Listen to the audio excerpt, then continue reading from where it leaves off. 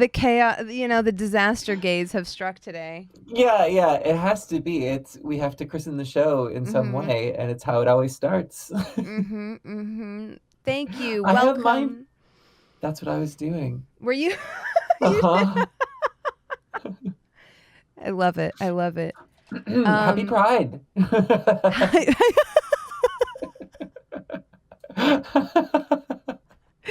I was saying before I was muted. I think you weren't though, Xander, which is funny. But saying before, I was like, Xander missed me running around behind the scenes because I couldn't find his mini, but I did eventually find it. Only to be horrified by the fact that I don't have one for Lulu. Oh, yeah. And I looked through my extensive collection of goblins, Mm-hmm. and there is not a single cute one. They're all like Oh. these little monster things. Oh, well, it's a signifier. It's beautiful Yes, on the yes. inside.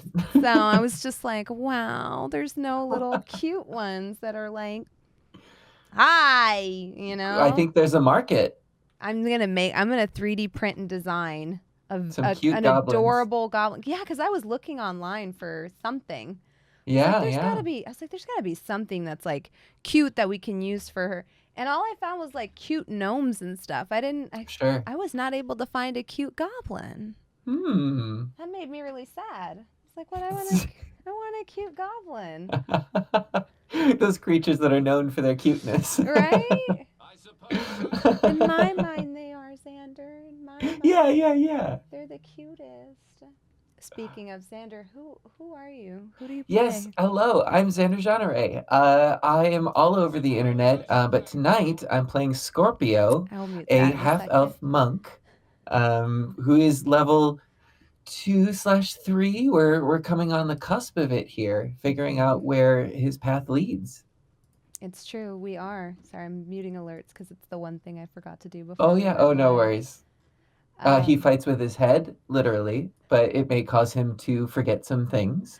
But he has the teachings of the monastery in his muscle memory, and so those things stick with him far beyond what his short-term memory They have is capable become of. instinctual, even. Exactly. And today, our monk is joined by a very unique creature that he is now somewhat bound to, I suppose. Yeah, Lulu is very important to Scorpio. You said that like... No, I'm just kidding. The creature that he is bound to, he found in a well. Oh! I thought you were like joking about like, oh. Yeah. No, yeah, while trying in a misguided escapade to save Nim, to help Nim in some way, dove into a well and encountered this entity, was saved by Valim's efforts, which is even more impressive because we find out later that Valim does not know how to swim, so even scarier for jumping in a well. Mm-hmm. But yeah, Scorpio has been in contact with this entity that has been coming along for the ride inside of his brain. And they did establish a connection. He's called him, the entity has called them Whimsy for some reason. I think they said it and Scorpio sort of latched onto that as a name. And then Scorpio met Lulu, who he is on this sort of little adventure with, who may have some insight into a relationship with an entity, which she had sort of described to Scorpio through a pinky promise. Mm-hmm. The very sacred warlock pinky promise. It tingled. Oh my gosh.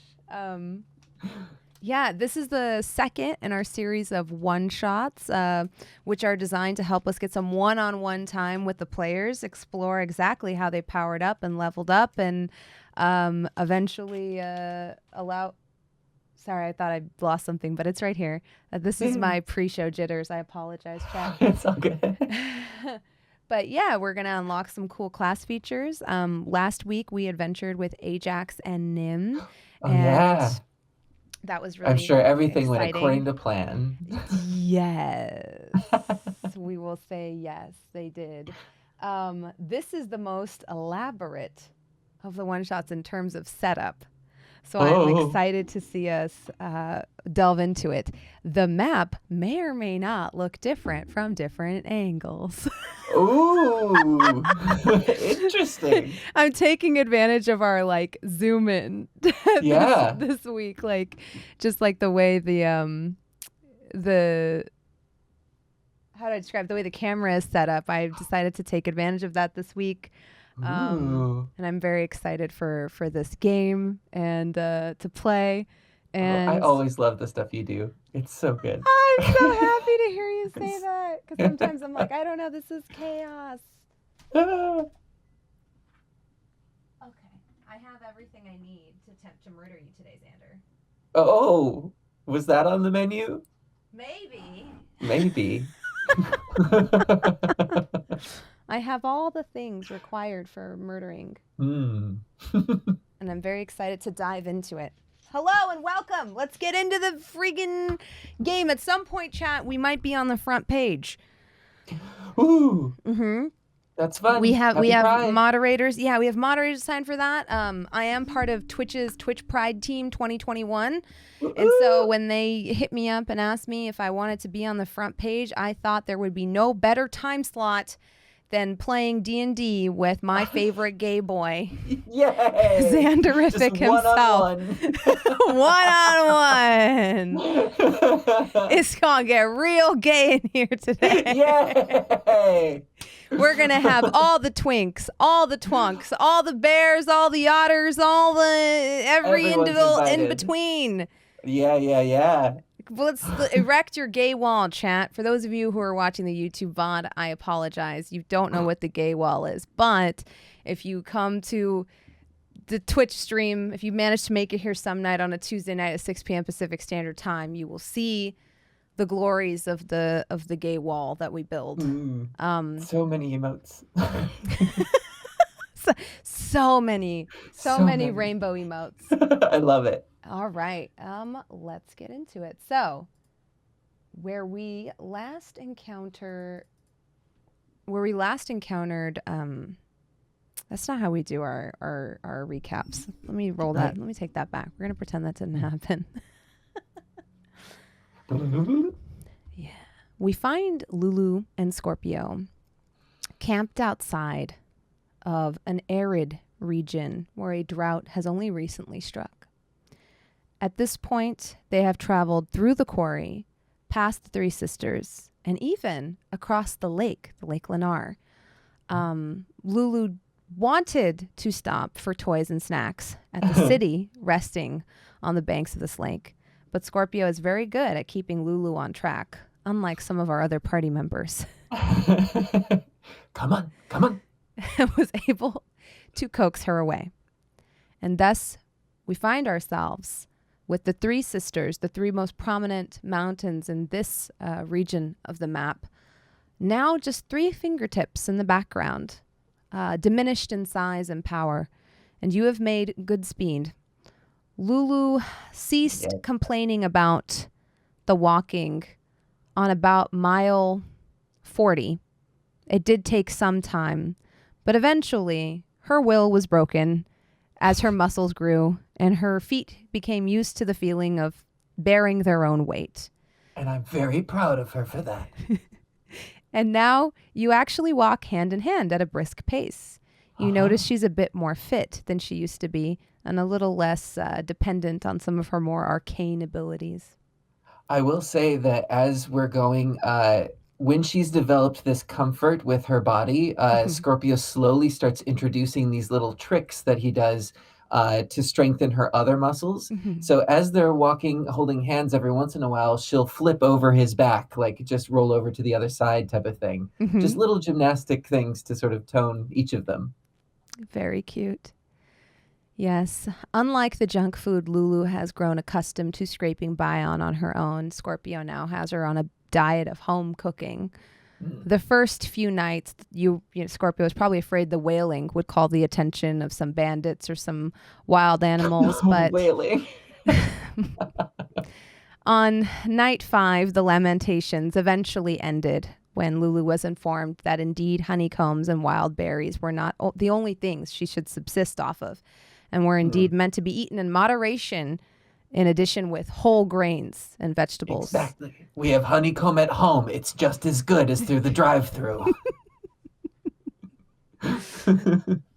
And thus, our two adventurers find themselves. It is nighttime. The stars are out glinting in the night sky.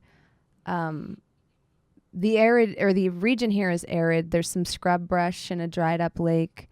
And you know from experience and from what Lulu has told you that the region you're passing through regularly kind of goes through a drought season.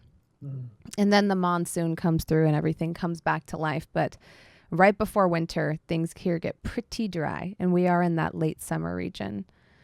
You've taken to traveling mostly at night because during the daytime, the heat is too oppressive. And after the first time poor Lulu's little green complexion peeled, we realized it was probably better to travel by night. So for you, you're just waking up as the stars are coming out.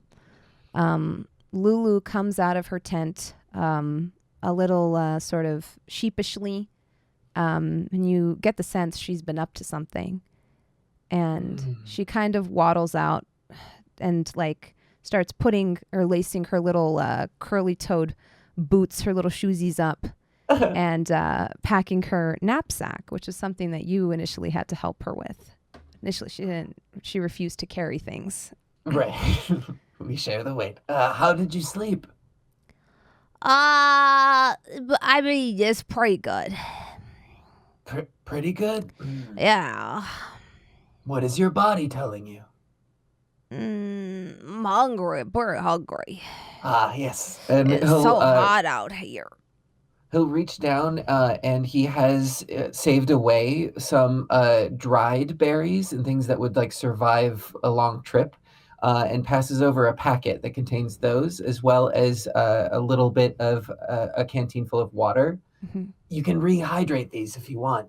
Make sure to keep your strength. Oh, okay. Why if I mix them with my oatmeal?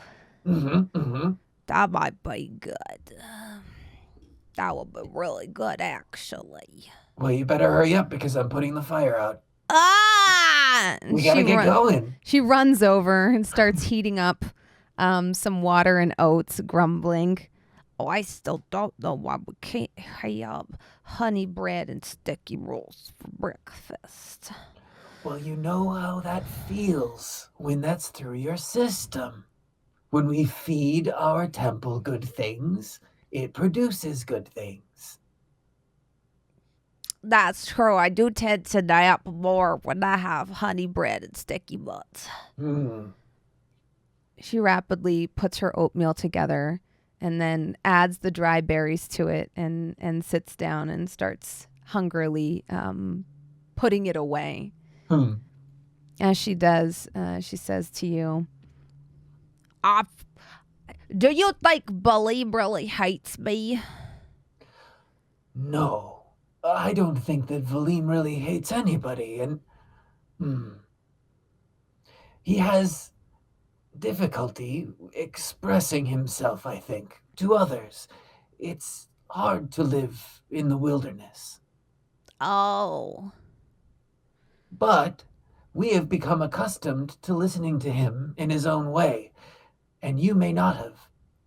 Try to hear what he's saying instead of what he's saying. I don't know what that means. That's okay. It's confusing a little bit. But know that it's not personal. Oh, okay. I mean, it was pretty high, intense situation. As I can understand how it could be very confusing and intense, but you are not stupid, as you've proven multiple times on this trip. That's true. I don't think you're stupid either. Initially, I had my doubts. That's fair. But now I realize you just forget things. And that's okay because that doesn't mean that you're stupid. Wow, what growth. One of my friends is easily distracted, but she's not stupid. She's just different, and you are too. So, but I did initially have my doubts. Yes. Well, it's good to know that you're changing your opinion, not just of me, but how you see other people as well. Yeah, I used to think she was stupid too, but then I realized, she's just, she's different. And there are lots of forms of intelligence. And then Scorpio attacks. Roll. Is Lulu ready? No.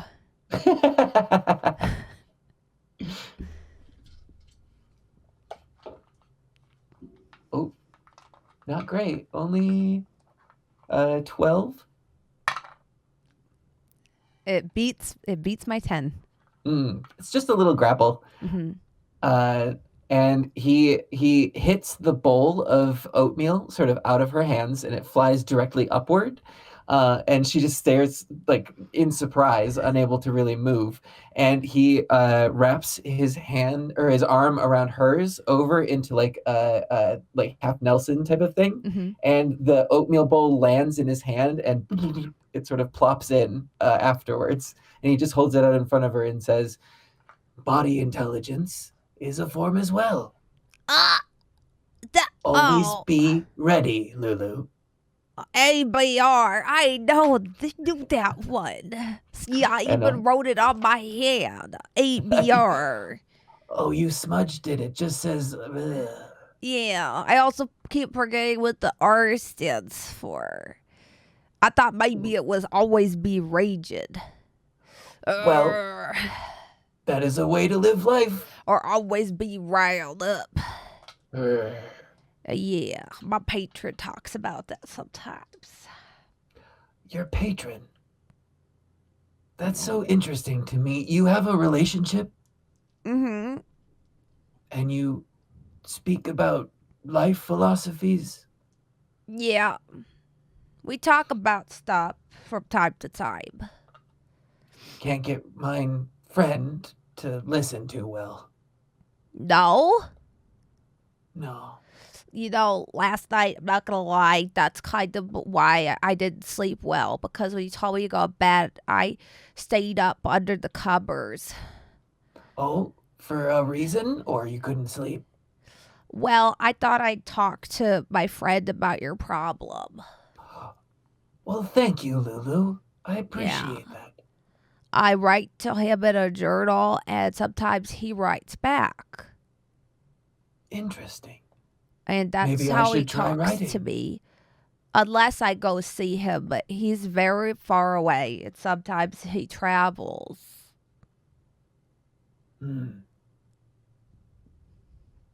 Is that who we're going to see? Well, yeah. I just think sometimes he could help with getting this to my aunt because she lives really far in the east, and I don't think we'll get there in time on our own.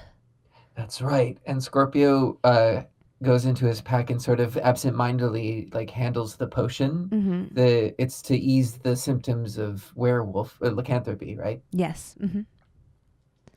We have to deliver this. Yeah, I mean, he's special. He has ways of moving. I think he could get there pretty easily.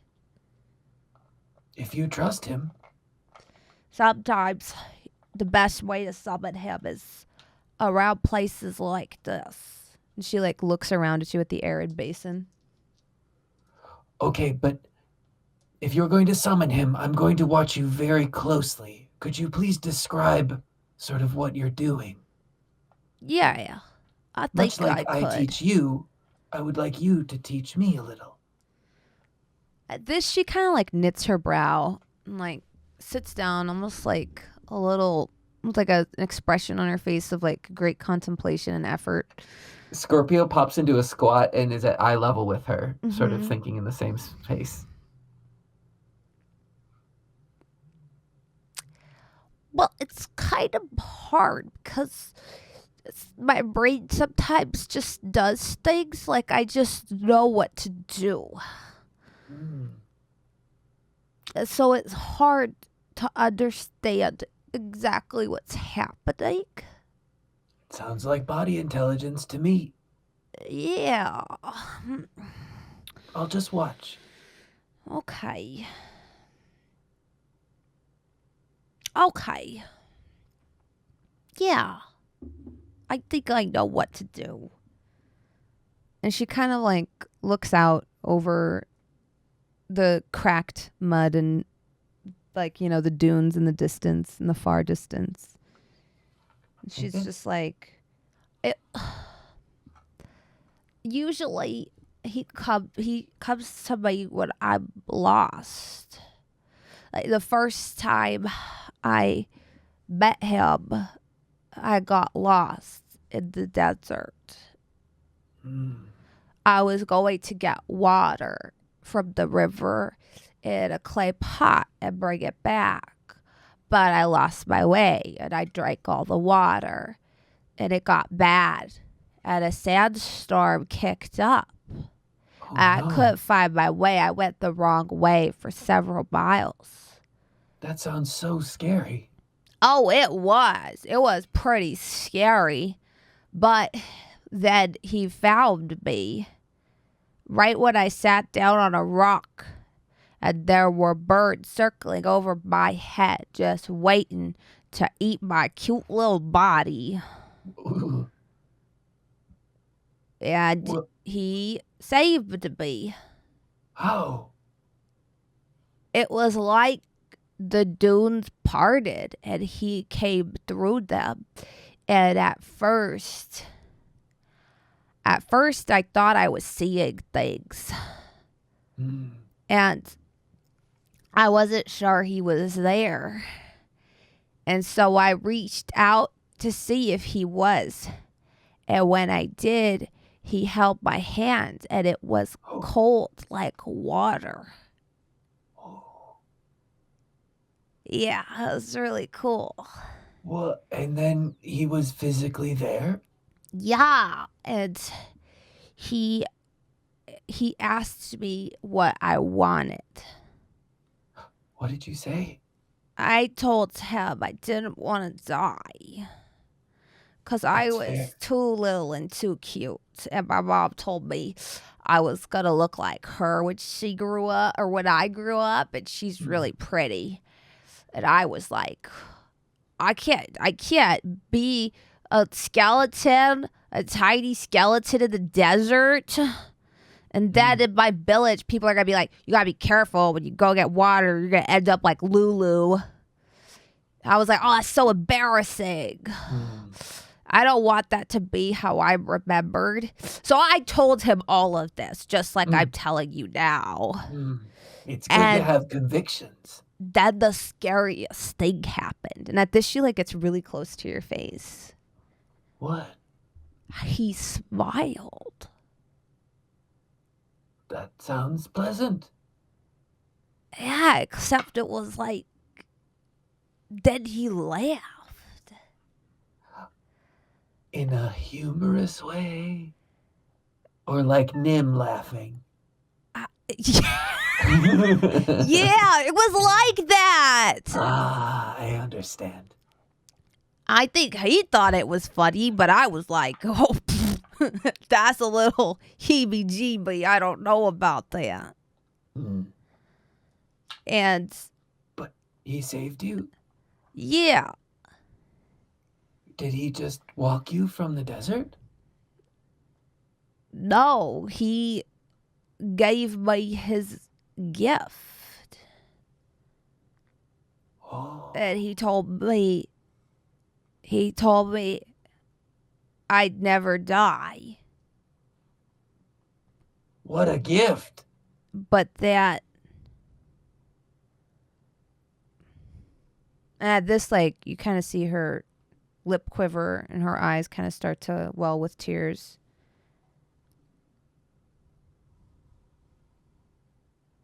But that one day I would regret that.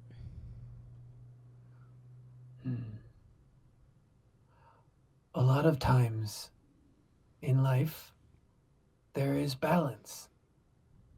Things that are nice will come at a cost. But what seems like a desperate and horrible cost at one point can seem like an advantage and a gift at another. It's merely your frame of reference, how you would like to treat the present moment. Huh. You know, that's actually interesting because he. You sound like him a lot. Mm, You say stuff like he does. I would like to meet him someday. He Maybe we. always says something doesn't come from nothing. Oh, well, That something can only come from something. hmm. And then he starts talking about cosmic balance and stuff like that. And it's real. That's when I kind of fall asleep. It can be easy to think of those big ideas as too hard to grasp. But really, we can break it down into smaller concepts that you already know. You are. The only reason that you exist is through a series of circumstances. We're thirsty and we drink water, but we're here because of the water we've had in the past, or the food we've had, the rest, our parents, the adventures we've been on. All of that has led up to this very moment. And that's who you are, a set of circumstances. Wow. See, he talks about that too. He talks about the chaos of the universe. What does he call it?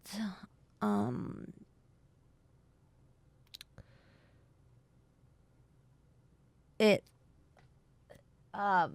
is called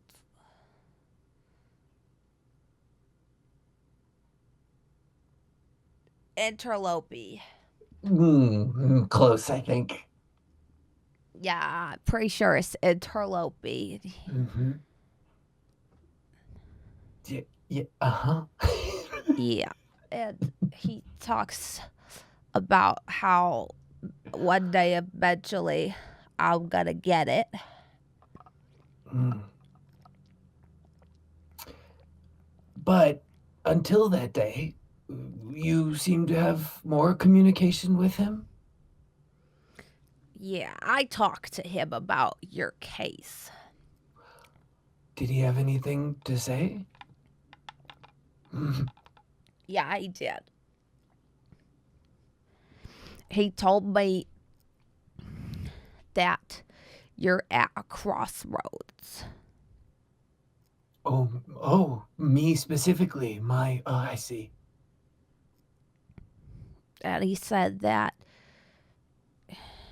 you have to decide on whether to walk the path of light, walk the path of dark, or balance on the edge. It's an interesting question. Because if you're looking at it from a certain way, they're all the same. You can't have light without dark, and there is no edge without two sides. The sun casts shadows. Very good. He told me you have to confront your shadow.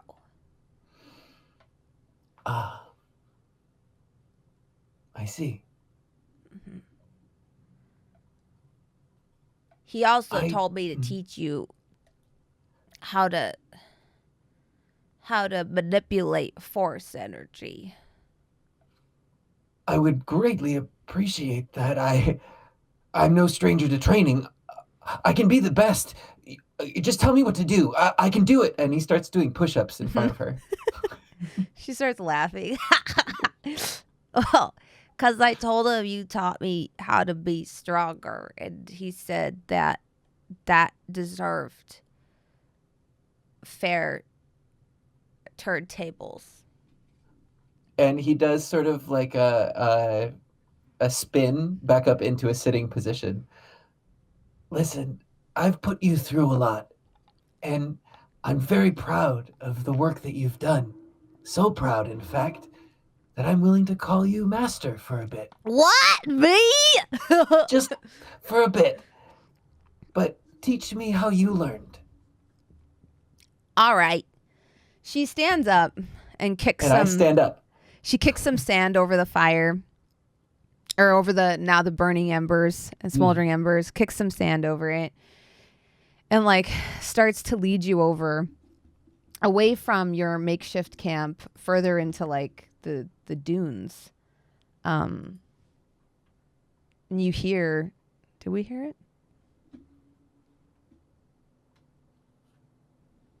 I thought I could. Oh, that would be why. There we go. And underneath, like the full moon, and you're kind of illuminated in silver. And she kind of like stands there with her hands on her hips for a moment. She's like, all right, first you gotta stretch. And Scorpio instantly goes into like a deep like split and is just full on being the best at stretching. Yeah, she actually does the stretch routine you taught her. Oh, nice. So then they'll do it together. Mm-hmm.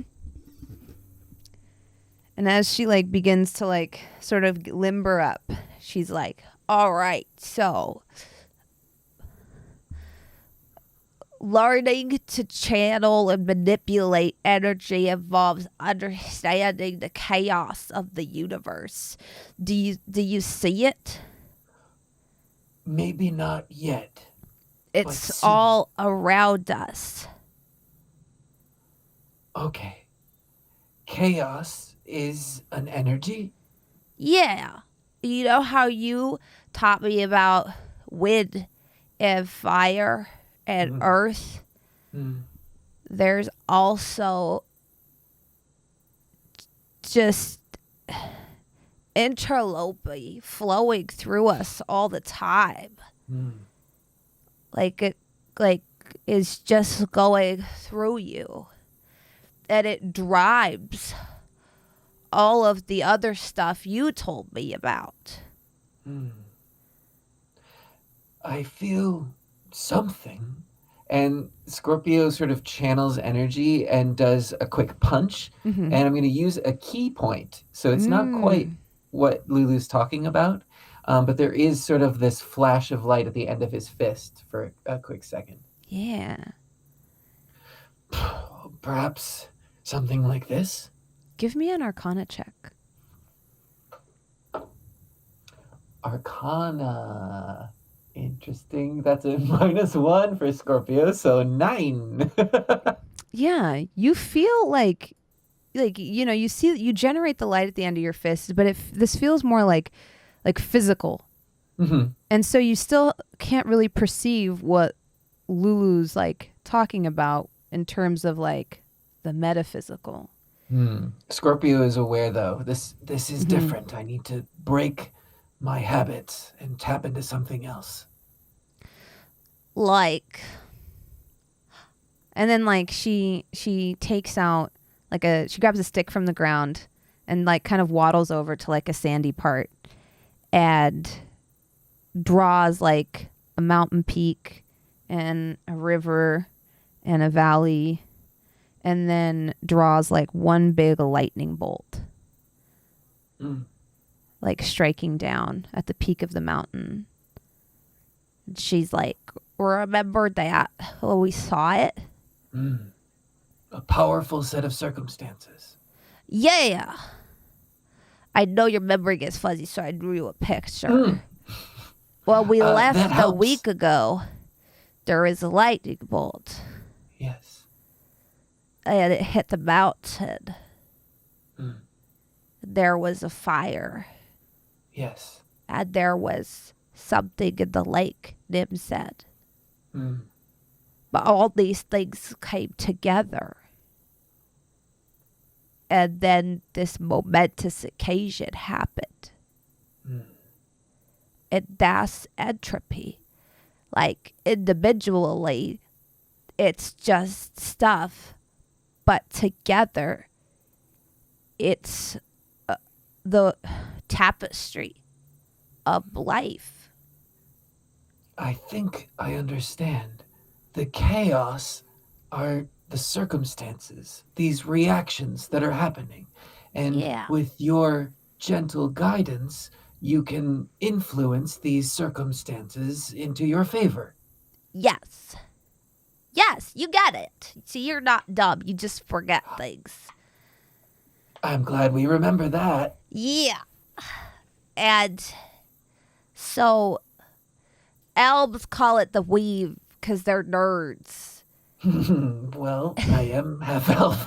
Oh, sorry. I didn't know that. I thought you were a person. Well, yes, that too. Oh. I'm not gonna lie. You all look the same to me. But It's fair. But except for Ajax, he's built different. He is. But they think it's a weave. It's, well, I guess that kind of makes sense, but really it's like waves in an ocean. And Or in the desert. yeah, and learning to channel it is like catching a wave.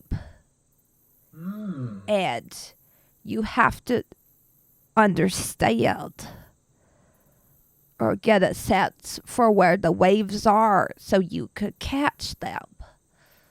Now, sometimes you could create a wave, but it's very exhausting because you're using your energy to create something. So it's like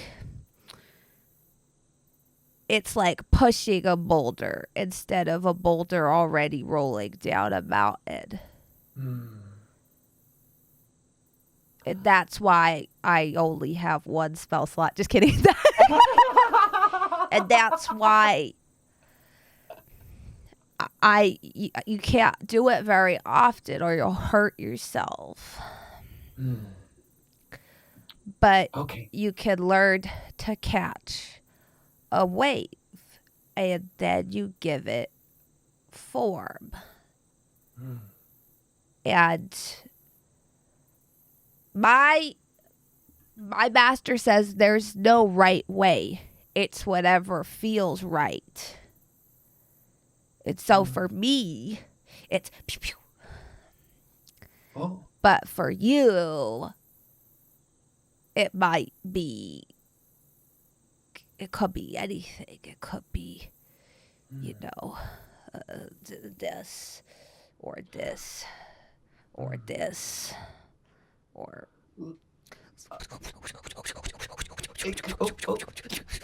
It might be that.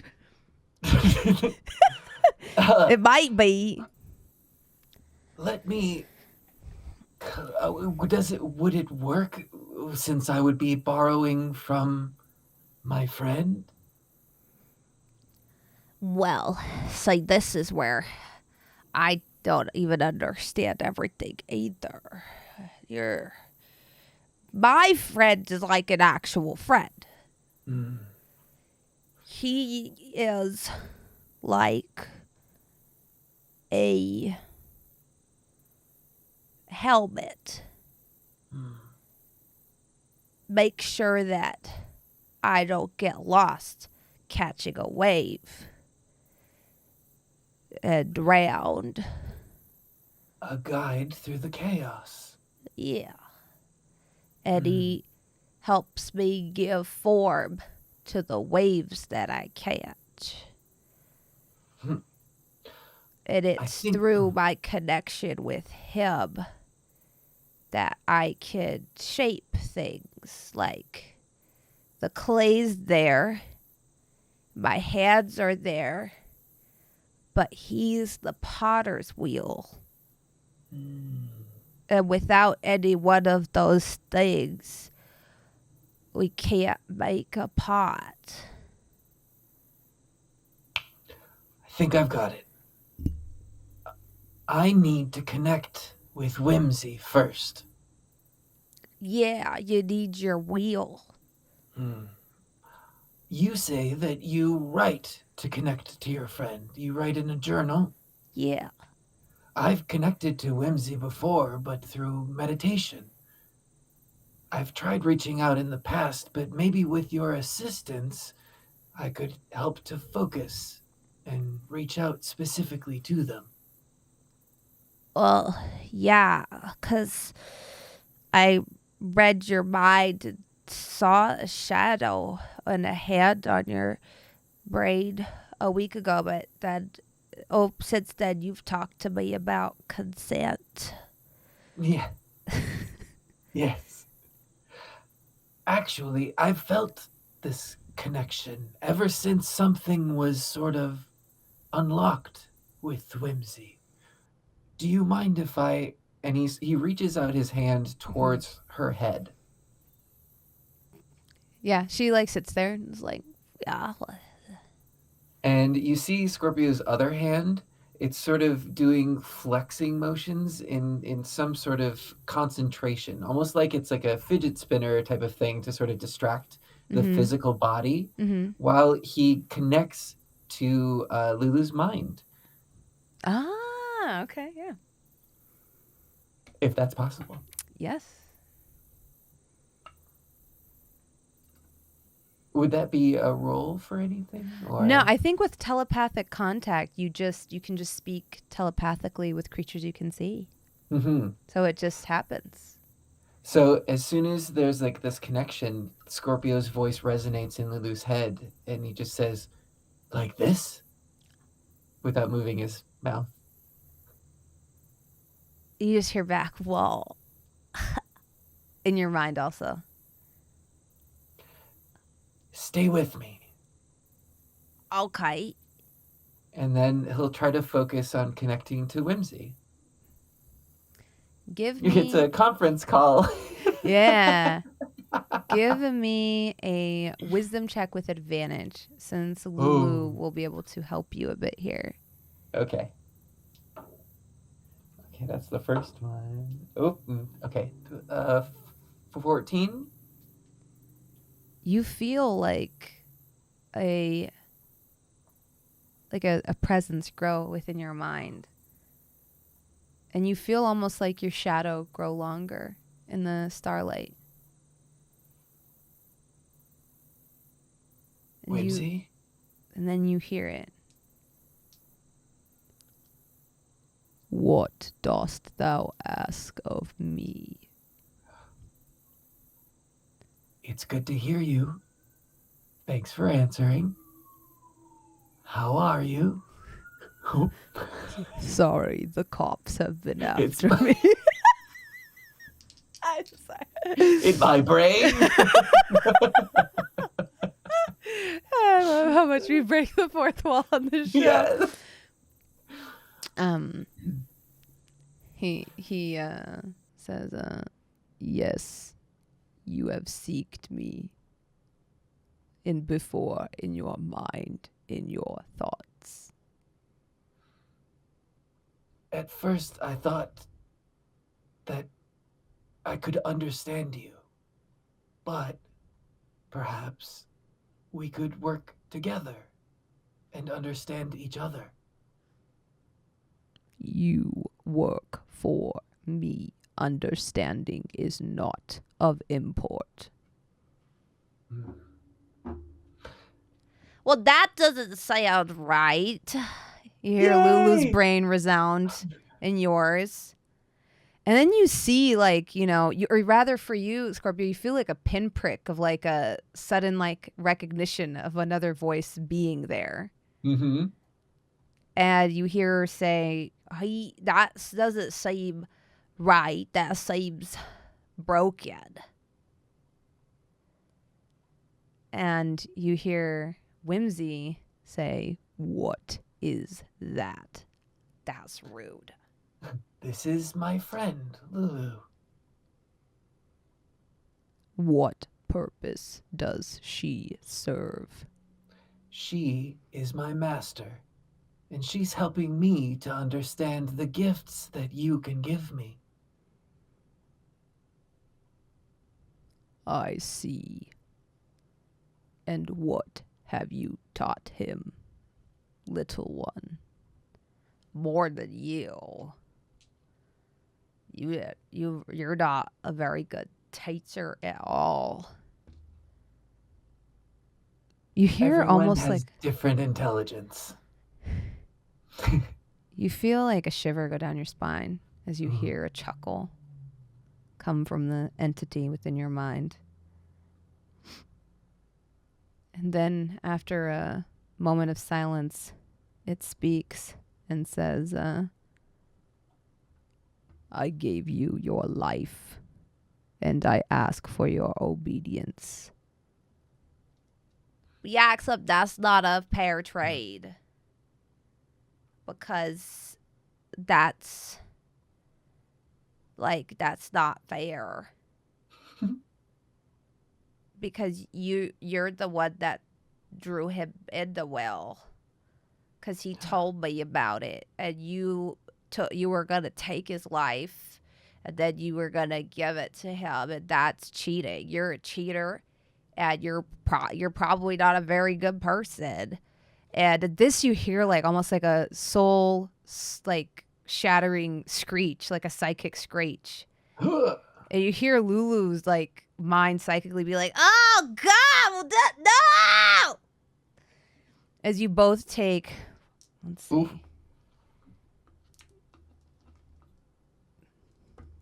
Oof, 4 psychic damage. As the screech like subsides. And then you hear the voice say once again, insolence. I don't even know what that means. We are working together. You are inhabiting this body, and I am inhabiting this body. But I am not these thoughts, and I am not this body. And neither are you. You could damage me all you like, but we will be working together. Roll me a persuasion check. Yeah. Oh, natural 20, 24 of all the times. Yeah. At this point, the voice like says to you, very well. Together then we will work. And Scorpio leaves and it zooms directly into the present moment, still standing with his hand in front of Lulu. Just sort of comes to. That was scary. Thank you for your help. That was very brave. You see her like a little bit of blood in her nose as she wipes it away. I think we're all a little bit weak inside our own minds, and so it helps to have somebody stand up for us. Thank you. Yeah, you needed my backup. Even if he's really scary. And at this, Scorpio takes a step back and says, I think I have a guide. And he sweeps his leg out in front of him in like a C motion and clasps his hands together. And you can see that there is a different sort of energy gathering around him. It's not this key force, but a golden sort of light that is like shimmering throughout his flowing fabric. He makes his clasped hands into 1, 2 other symbols, circumstances. And then you see him lance out a hand, and a thunderclap comes peeling out into the desert. Oh, wow. And it echoes out into the night. You did it! I did it! Yay! And she Scorpio sets runs off. over and She hugs sets off Lulu. like an eldritch blast, and she like throws her arms around your neck, legs kicking. You did it! Yay! Yeah. See? That was That's all pretty it took. cool. Thank you for your help. Oh, There's a lot to learn, but I believe I have a great teacher. Maybe.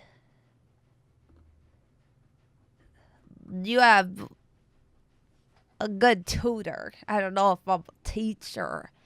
But you know how like there's like the kids in class that are just having a little bit of a harder time, and that sometimes another kid in class goes and helps them. Mm-hmm. That's me, and you're the kid that's just not getting it. Until just now. Until now, because I finished my homework early and I came to help you. Mm-hmm. But that doesn't mean I'm the teacher. The teacher is. And she points like one finger over the dunes, and sure enough, you see like a sickly, pale blue glow. That's the teacher. Well, we better get there then. And Scorpio just takes off. Yeah. She follows. It's quite a distance away. It feels like a aura coming off the back of like a sand dune as she like follows you. And she's like, I felt them show up when I was under attack. I think my dad was going to beat up your dad. Are you okay? Yeah, I do feel like somebody put me in a headlock. Sorry about that. It kind of Earlier. smacked my head on the ground. One time I was hanging upside down from a tree, and I was trying to reach into a hollow in the tree when I was hanging so I could get some honey in there. And I thought I had successfully smoked out the nest, but there was still a couple bees there. So when I went in and got my honeycomb, one of them stung me right here on my pinky. And I was so startled. Finger? Huh? On your swearing Yeah, finger? my swearing finger. I almost lost it from that. Oh, no. And I was so startled, my feet came undone and I landed on my head. And We've all been there. This was like that a little bit. Yeah. Yeah. I'll be okay, but it doesn't feel very nice. Well, let's hurry up. Yeah, it's gonna be a. you see her like kind of like Oh, does she have a concussion? linger off a little bit. Yeah, you see her Yeah. kind of, her words kind of trail off. She's like, yeah,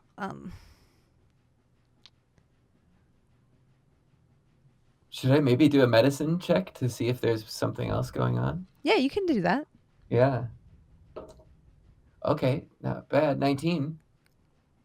You feel like there's nothing wrong with her physically, but emotionally there's some distress or almost anxiety building. Lulu, are you okay to go and see the teacher? just sometimes it's. I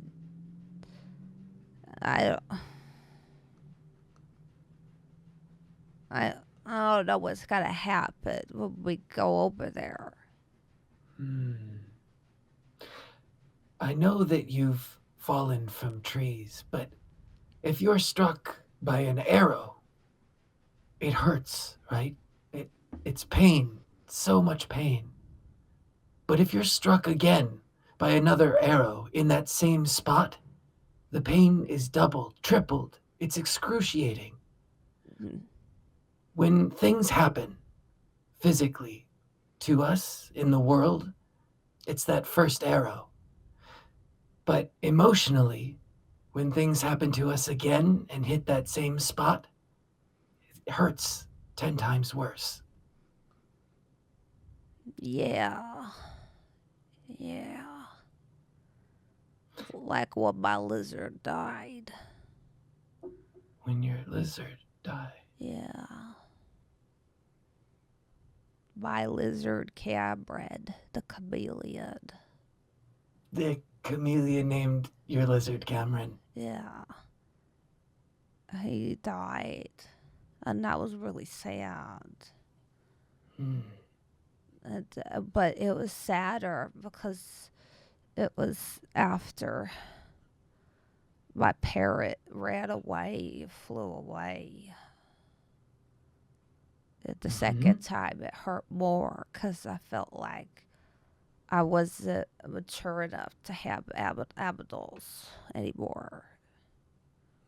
And then each time that you remember, it hurts a little bit, but eventually that starts to go away.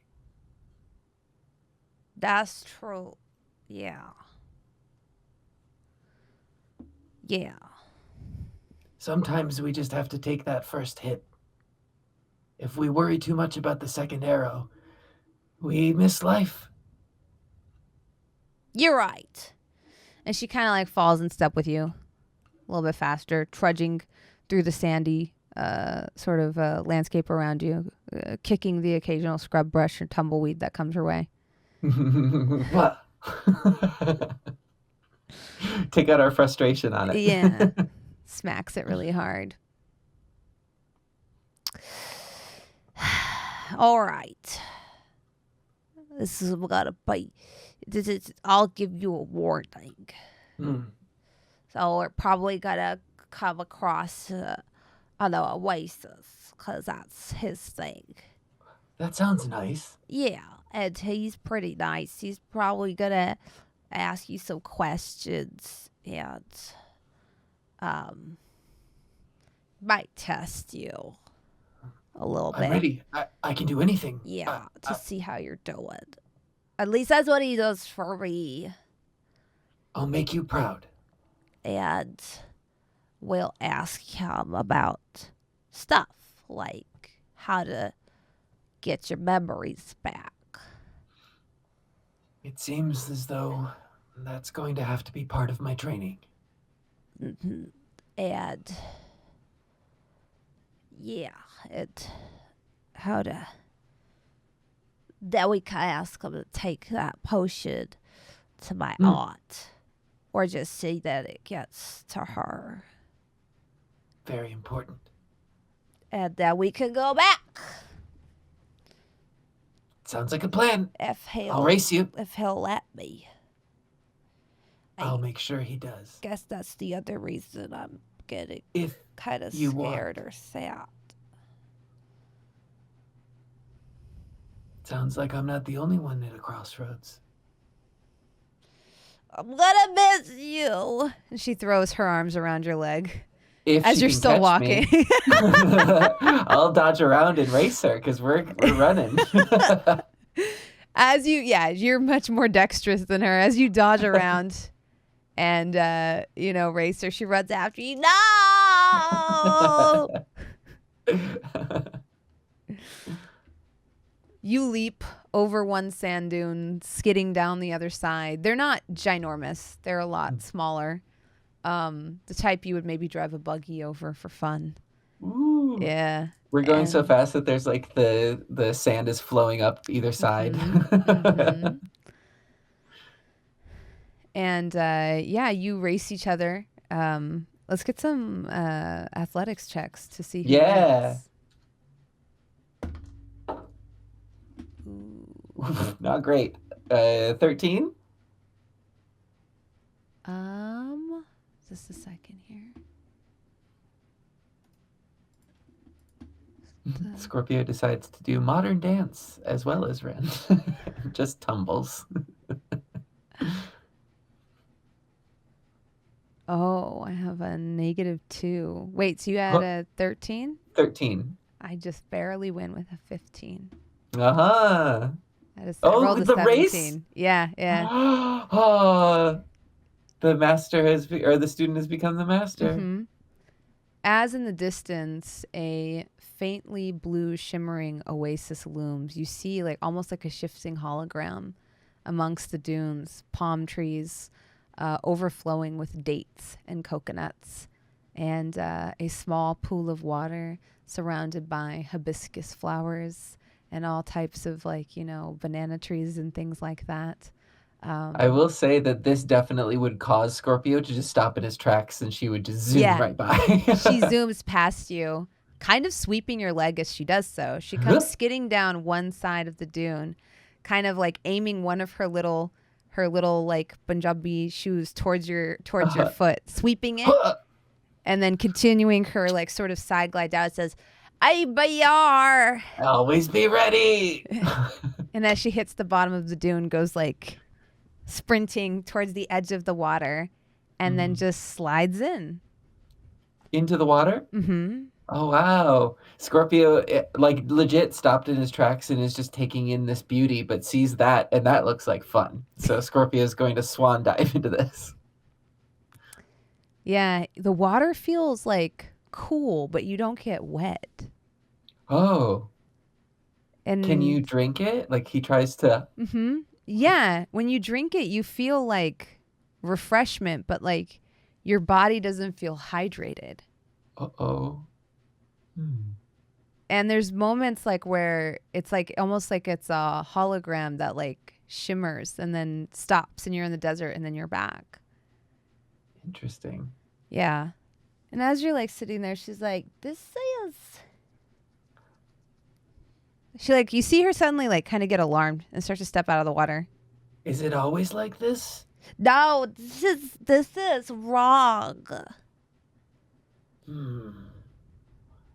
And I would like to see with an Arcana check, perhaps, if there's any magics going on. Yes, go for it. Hey.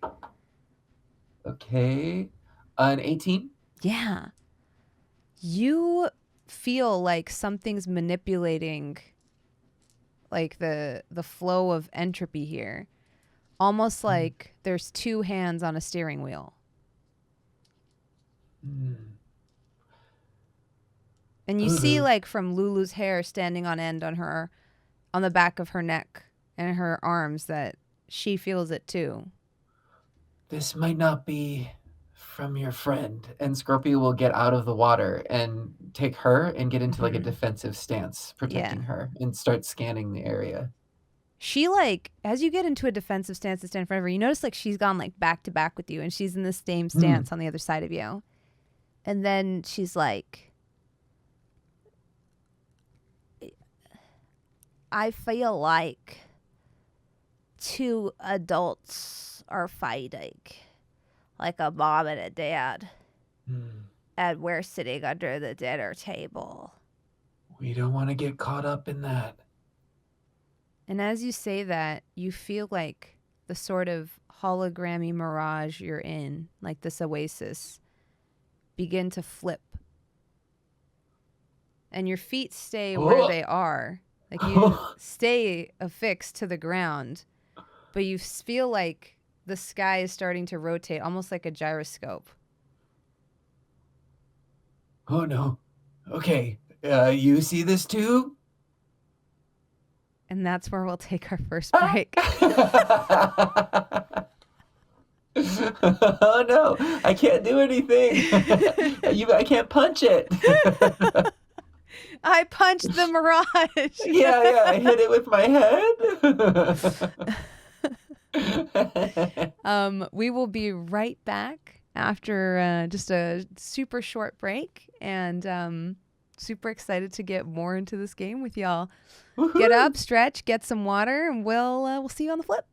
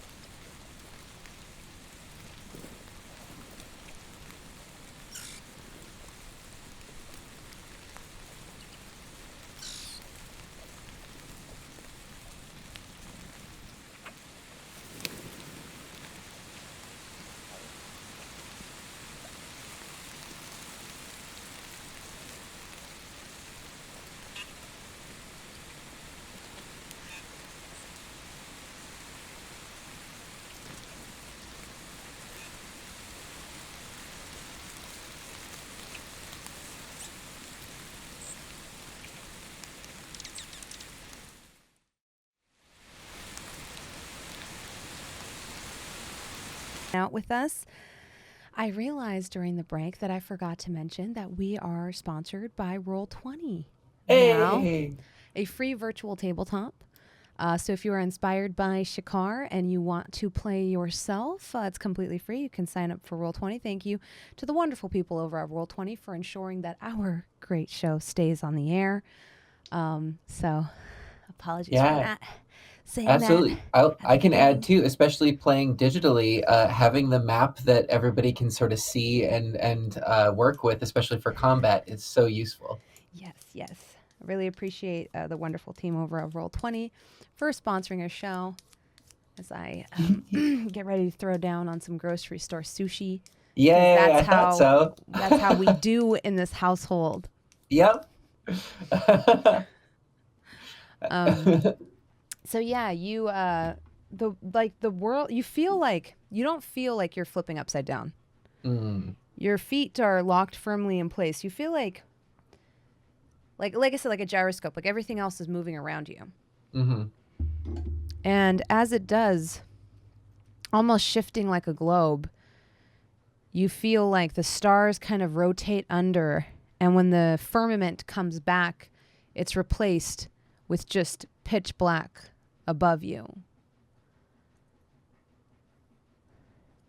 I don't like that. This is really throwing Scorpio off because his main thing is balance, whether it be through combat or whatever. And this is all sorts of vertigo, and he's very uncomfortable. Yeah. You feel her like hand, because since you are back to back, kind of like grip your calf a little bit. Yeah. I'll reach down and grab her hand. It's not real. Should we try to leave? Yeah, because it's not real, so it can't hurt us. I don't know about that. Nobody can just make the stars go away. That probably means they're there, and this is a trick. Let's try to leave. And Scorpio will take her hand and we'll run straight forward, like out of the oasis. As you run out of the oasis, you feel like it never ends. Yeah. Like the boundary just keeps pushing further and further and further. Okay, at this point, Scorpio throws Lulu up into like backpack position. Like we've done this before because we need to start moving. He like about faces. Does it seem like we haven't made any distance from the oasis? Yeah, it seems like you're the same distance from where you moved. Okay, so now he's going to scout a perimeter. So his next move is going to see how far this barrier extends while moving around the perimeter of the oasis. Okay. To get a sense of the like diameter of the thing. Yeah. So you start jogging along the outer end, and I guess with speed. With speed, yeah, this is intense. And you realize you can get back to the spot you started at with how fast Scorpio moves, in less than 8 minutes. Okay. Yeah. And then I would like to do sort of like perception checks then while making that perimeter to see if there's anything. You said earlier that he had noticed that there seems to be like a fight going on from I think it was Arcana check. Yeah. If there's while doing this perimeter, if there seems to be any sort of source or any place that it's like emanating out of, or a weak spot. Those are the things that he's looking for. All right, go ahead and roll. Give me 3 perception checks, and Lulu will do the same. Gotcha. Ooh, that was a good one. That was a bad one. 12, 23, and a 7. Okay. So as you're kind of going around the edge of this, this like sort of dome, now the best way to describe it now is almost it feels like you're in a snow globe, sand globe. You at first can't get a grasp or get a beat on anything. Looking outside, everything looks normal. Looking inside, it just feels like that you're in like a illusion or like a mist almost. Like nothing feels real, but then in a moment it does feel real. And then you hear vaguely as you reach sort of the north end of your perimeter jog, vague sounds coming from the water itself. I'll go examine as soon as I get any sort of clue. Yeah. As you go over to the edge, Lulu I also looks lean in. over, so Lulu can see. And she says, well, if he flipped us upside down, maybe we can't go out. Maybe we have to go through. Are you okay to do this again? No! Okay. And I jump in. you hear her last bit go, oh, to get her last gulp of air. And you feel her like cling to you. This time when you leap in, the water is icy cold. It almost knocks the wind out of you a little bit. And it feels like eerily dark and inky. It's difficult to to understand like what's up and what's down. Give me an athletics check. Okay. Oh, I rolled a 2, so 6. Yeah.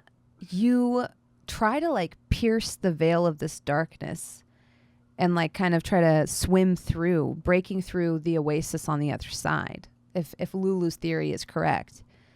But it's too cold. You can't hold your breath. It's too dark and the water is too viscous. Oh, no. You feel an urge to just come up for air. I got it. And I'm protecting Lulu. Yeah. She like kind of like gives out a huff and she's like, He knows that we know, so he made the water into pudding. Oh. Probably. It makes sense. Can you think of a way Stupid to pudding not make water. it pudding? She thinks hard. Let's see. Yeah, she rolls pretty well. Let's see.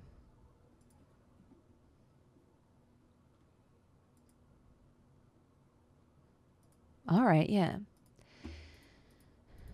She does 2 things. The first thing is she puts both of her sticky hands on your face and she says, You have to be brave without me, but I might try something. And then I'm gonna be back. Be safe. You too. and she gives you a kiss on the nose and gives you bless. Oh. Was it a +1 to like checks? Yeah, so you get to add a D4 to any attack rolls or saving throws that you make. Mm-hmm. And then you see her sort of like, you see her feet kind of start to become incorporeal the way the Mirage did, like almost holographic. And like very quickly you see her just whoop, step into the water and disappear. Uh-oh. And then after a moment you see whoop, and she comes back and she's like, oh, God. Well, I could get through, but I can't take you with me. Okay. This is fine. We'll figure something out, but at least you can get to safety. Well, I can't leave you here. You're gonna have to. No. You're gonna need to find the nearest town and get some help. No. Lulu, this is too dangerous for you. Team Lulio. Come again. Team Lulio. Team Lulio. It's okay. We can sit and think about it. How did you leave? I get all misty. I could turn into mist. So that the pudding can't stop me. Stupid pudding. And she like Eldritch blasts the water. Does it react? Yeah, you do see it go flop. And like a big chunk of it kind of goes flying. And then the surface of the water kind of reforms. And it is almost like tar or pudding. Stupid pudding water. Okay. So, this is a little bit strange use of it, but Scorpio takes this into consideration and into like shallow end of the pool, makes a stance as well, and then tries to focus on where Lulu like entered and came out as if it was like a weaker spot in the pudding. Mm-hmm. And then you see him also creating hand gestures again, putting his hands together in formations, and you see him thinking about these circumstances that have to come together to make something happen. Sequence one thing after another, and he's going to cast True Strike on the pudding. And this is essentially grants you a brief insight into target's defenses, and I gain advantage on attack roll against it. Scorpio is going to attack this thing magically with his forehead, but he's going to use the insight gained from True Strike to try to break through physically this barrier. Yeah. So he will like leap up and then do like a head bomb missile dive straight down. Yeah. All right. So roll your acrobatics to see how much height you get, because that will help you. Okay, plus acrobatics. Ooh, so a 17. Ooh, very good. All right. And then go ahead and roll your attack. Oh. And I get advantage on that. Ooh, a 22.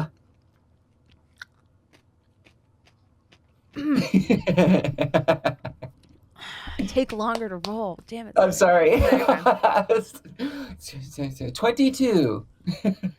As you do, you pierce the pudding and find yourself just like emerging on the other side. Like Scorpio like leaps up, and then magically you see in his eyes as they start to glow, like he finds the exact weak spot, and he sees a vision of himself coming down like a lightning bolt cracking into this thing, and then it sort of rewinds back into him, and he's like, okay, now I know what to do. Yeah. And executes. Just a second, there's like we have a desync. I'm gonna try to fix it real quick. Oh.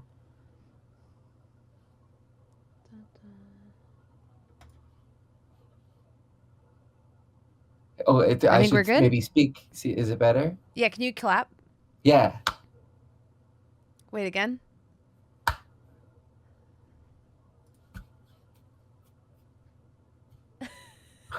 Okay, one more time. Yes, we got you now. Yay! Okay, yeah. I think chat, right? We're all synced up. There was I think a small desync, but I think I fixed it on our end.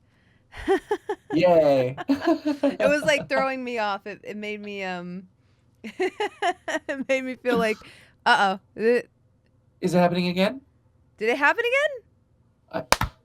No, we're good. Clap.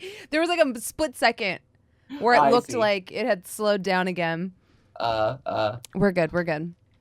Just wanted to make sure we were good. Pierce through the pudding. All right. Sorry, Chad.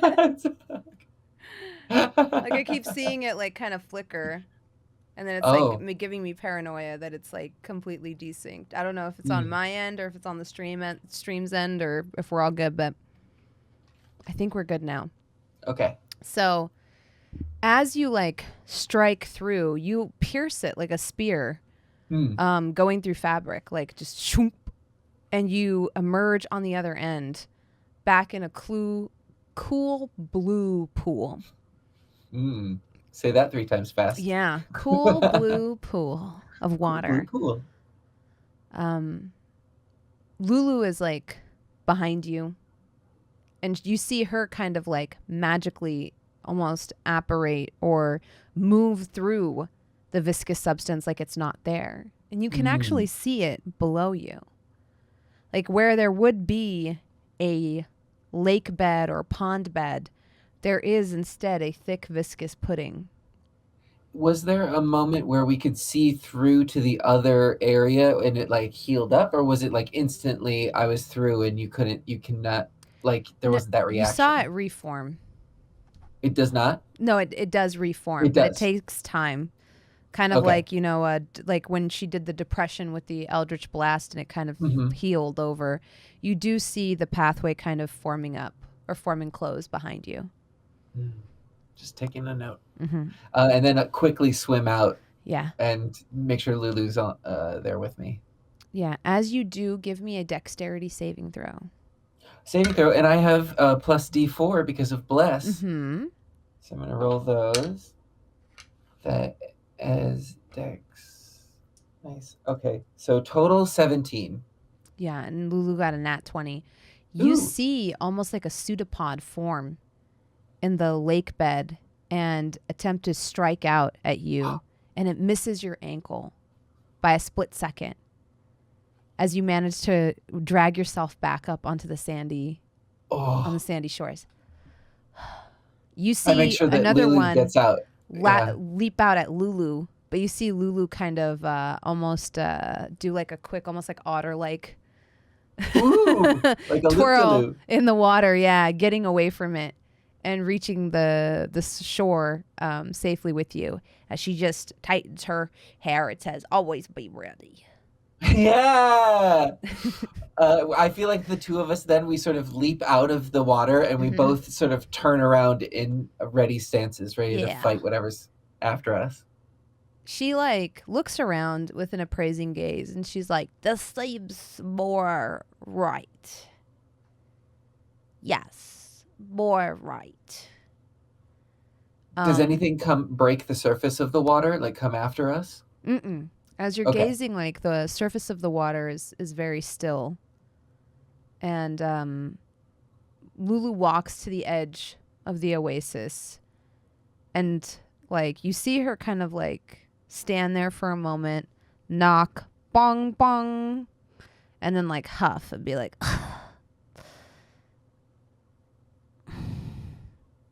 It was solid? Like there's a wall? yeah, you see her do it on air.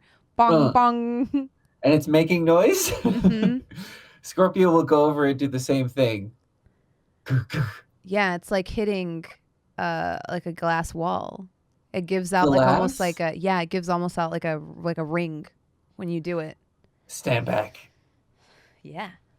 I'm going to smash this thing with my head. Mm-hmm. I attack. Perfect. Roll damage. You're going to hit it no matter what. Okay. So that would be my unarmed. 7 points of damage. You see like spider vein like start to form. Give me a wisdom saving throw. Okay. It was bless only on the next one, or is it it's for time? a duration, yeah. Okay. Let me see how long the duration is. For a minute. So you have it on for at least a little bit longer. It's only a 12 total. Don't worry, Lulu rolled a lot higher. Oh, she good. rolled a 16, and then with her bless, it's 19. So she like stands there. She goes, "Stop! Okay." Look! And Scorpio turns to where she's pointing. She points to like the spider like sort of fracture that has occurred in the glass. And sure enough, you see like a thin line of black smoke coming in through the crack. Scorpio backs up and is gonna like mom arm Lulu. Yeah. I think we're in a bubble. Bubble. We're in an ocean, and we're floating in our helmet. Is this metaphorical? And if the helmet breaks, then we're gonna drift in the sea. Okay, literal. I think a chaos wave. I think. Okay. I think. And you see her like counting on her fingers almost. Why is he messing with us? Should we try talking to him? He's messing with us. She just points at your head. Not at you, but like at your head. Yeah. Specifically. And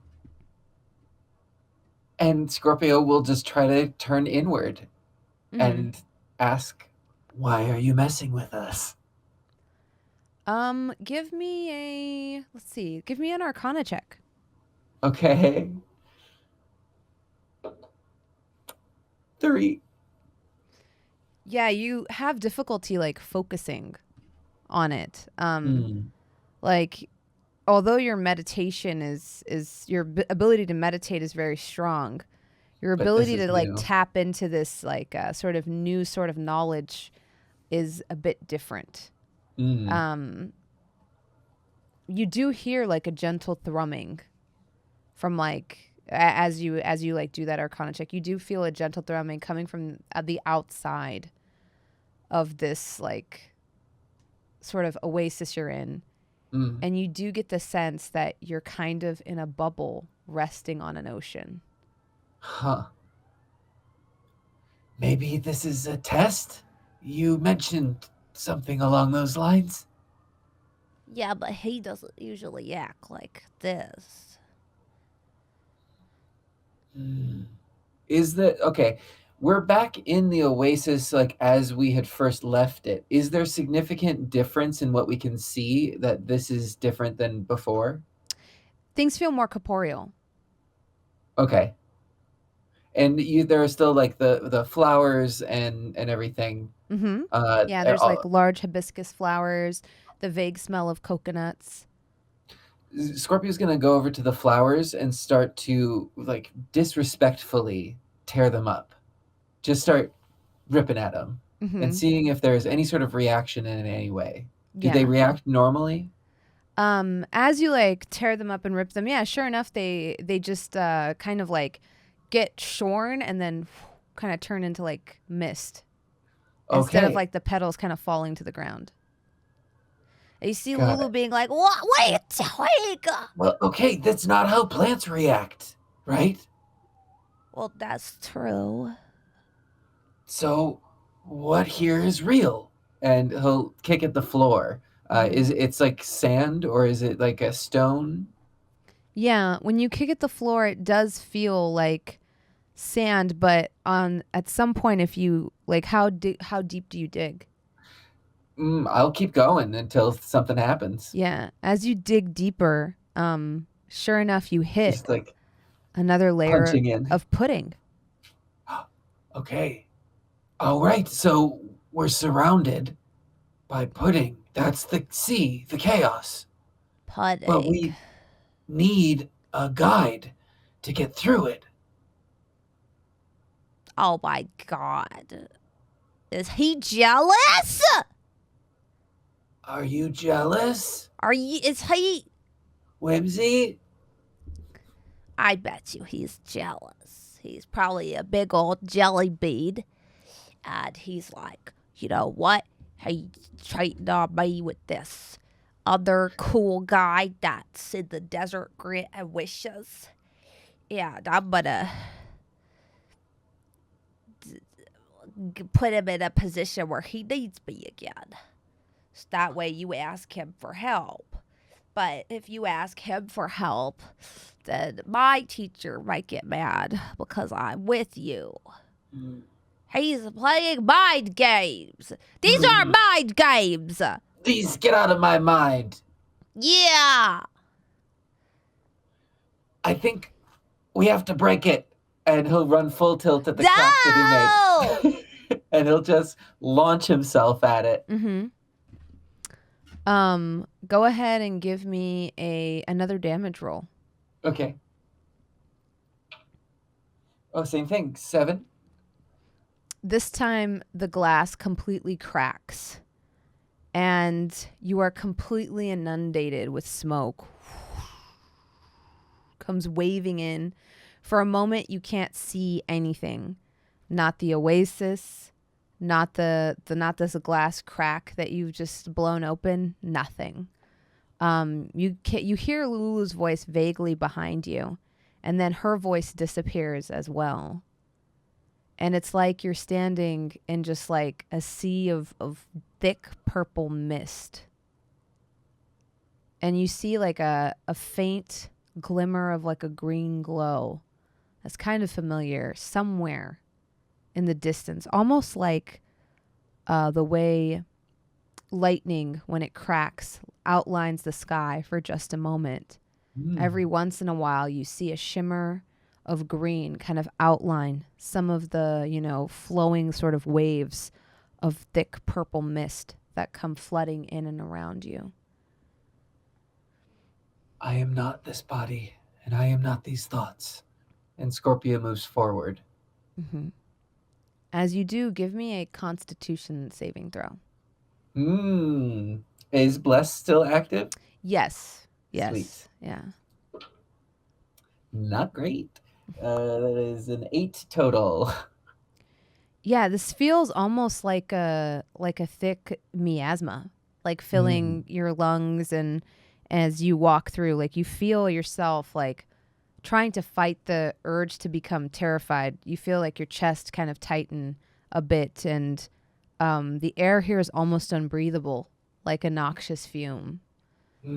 As he's moving forward, almost unconsciously, his body begins to move, and he makes different symbols with his hands, sort of moving in an unconscious motion. And he's thinking about the circumstances of his death being consumed by this mist. It's encroaching, it's getting too close to him, and how to prevent that. And subconsciously, he casts Armor of Agathis. Yeah. So as he finishes this last hand symbol, there's like a frosty armor that covers his body, and it sort of protects him. And he moves forward.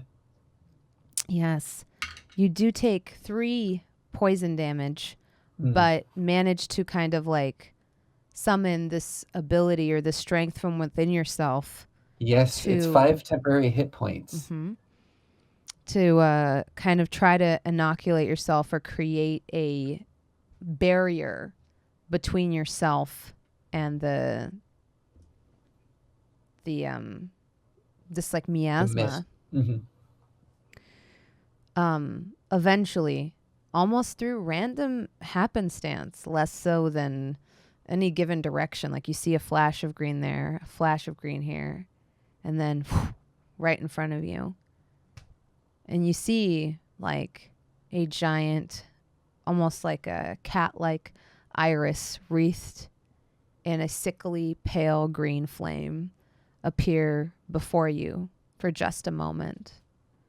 It blinks at you, and then you see the form of an individual that's very familiar to you as well. Whimsy? Hello. Hello. Well, you wanted to work cooperatively. This involves some surrender. Can you remind me what Whimsy's sort of form looks like? Like piercing green eyes underneath a hood that's heavily embroidered. A very like almost like very sharp, almost cat-like features that with like a smile that's beautiful but like wickedly curved. Who are you?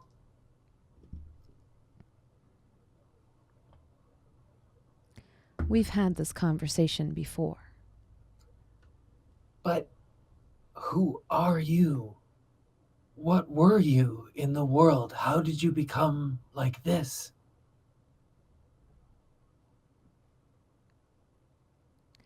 When people believe you exist, then sometimes that belief gives you form. When they believe you are cursed, sometimes cursed you become. And what if you believe that you can be helped? I don't wish to be. I understand. Are you not impressed?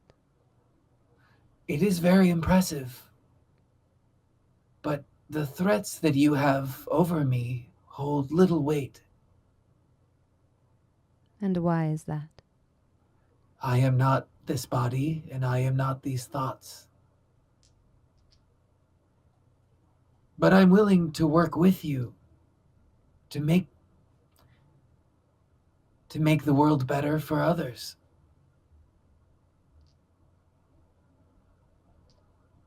Fair. I find that naive, but commendable in its own way.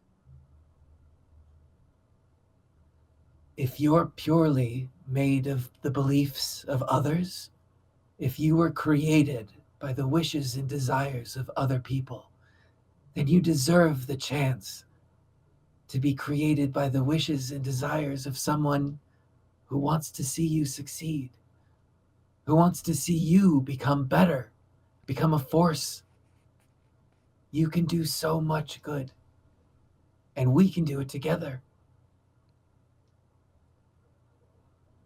And I believe that you have that within you.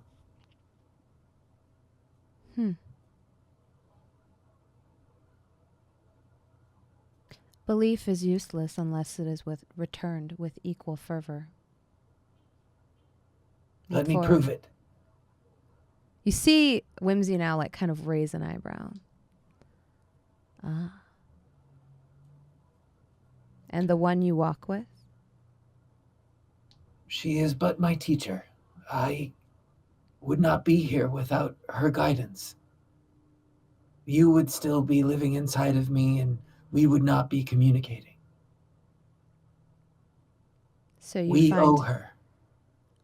Ah, we is it now? She hangs by a thread, dangling over the abyss. If I let it go, not even the flimsy creature she worships could save her. But you would lose the relationship with me, and that seems to have value. Roll persuasion. Okay. I don't know what's happening. Oh, good. Okay, plus persuasion. Ooh, 21. You see the wicked smile again. And he says, okay. Catch. And you blink for just a moment, and when you open your eyes, you find yourself in a completely different locale. Oh. Kapow. Oh! You find yourself in the very familiar location of a storeroom in your old monastery. Make sure I can get this to focus correctly. Ooh, with like the pre-flash orange light, it's like Blair Witch Project. I know, right? Yeah, you see like the very familiar, just like a storeroom of your old monastery, barrels stacked up high, a fireplace, bookcases, all kinds of reagents and the things you need to age ale in casks. All of it is there. Present. Scorpio is going through a strange sensation because I assume the smells and everything like that is registering, and his like olfactory senses are triggering memories, and he's having actual memories of being here, and it's just a sensation. So he sort of takes that in and walks over and like touches the kegs and examines the bookshelf and stuff almost irreverently. Okay. So you walk up to like these kegs or these ones? This one? Sure. So you walk up to them and you hear like a voice almost like within one of them, or almost reverberating from the room. Kind of like localized and decentralized all at once, but it sounds muffled. Like it's coming from within something. And it is, sure enough, like Lulu's voice. God, like, got light out. Scorpio is going to clasp his hands in front of him and close his eyes to focus, and he's going to initiate that telepathic link again to try to find if he can connect to Lulu's mind. For telepathic contact, I think you need line of sight. Oh, I think you're right. Just go ahead and double check real quick. Yeah. Ability to touch the minds of other creatures. Telepathically speaks to any creature you can see within 30 feet of you. Yeah. You're right. So he'll then start using his ears, and he'll go up to each of the barrels and start knocking on them to see if there's something in them. All right. Give me a perception check. Okay. Ooh, 19 on the die. High math. 23. So as you knock on these 3 barrels here, you get the sense that they're full of liquid, not goblin. Though goblins are mostly liquid. And I'll move over to the next set of barrels next to the bookshelf. As you do, give me a wisdom saving throw. Oh, boy. I assume Bless would be done by now because we've Yeah, it's been more than a minute for sure, yeah. An 11. Uh-oh. Woo! You feel reality shift. Oh, no. The well. And you find yourself in front of the well. The well you almost drowned in months ago. I look around. Are my teammates nearby? Is Leander here? Give me a perception check again. Yeah. Okay. 15 on the die. Oh, perception is 16. You do hear like a voice coming from the other side, somewhere like almost reverberating up through like time and space, like coming from within the well itself. And sure enough, you do hear the telltale sounds of an individual as though almost on patrol going, wet is dry, or wet is bad, dry is good. Yes. And it's coming out of the well? Yes. The sound? Scorpio is again going to jump in and do the splits to sort of catch himself to be able to shimmy down if he can. Like, once more into the well. Yeah. Go ahead and give me an acrobatics check. That is a dirty 20. You're able to shimmy down it safely. And when you see the surface of the water like below you, and on the other side, you see almost as though reflected in a mirror, stars, and even like reflected in the surface of the water, the spire of a mausoleum. I slowly reach my hand out to pierce through the water. You feel air on the other side, like the night sky. I brace myself and then just jump in. When you do, when you look up, you feel cold air kind of hit your face rather than the stale air that was in the cellar of the Abbey. Am I in a well on the other side as well? Yes. I'll try to climb up it if I can. Yeah, you're a monk. This is light work. You're able to get up pretty easily, and sure enough, you see the flickering of a lantern not far, and this is the very same well you were pulled into the first time you interacted with this otherworldly patron. I'll hop out of it and look around again. You hear a humming and scraping of feet and the flickering of a lantern not too far. You see the graves that you saw previously in the tombs, and you see that the gateway inside to the inside of the mausoleum is still collapsed, where you so clearly remember Valim and Ajax barely making it out just a few nights before. I'll make my way over to the rubble to see if there's any way through that way, because that's where we came in. When you make your way through to the rubble, you notice like the entire archway is like still kind of compacted and covered with I guess like ballast and fallen rock. Can I move? I try to move anything, any of the debris out of the way, physically lifting. Yeah, go ahead and make a athletics check. Okay. 16.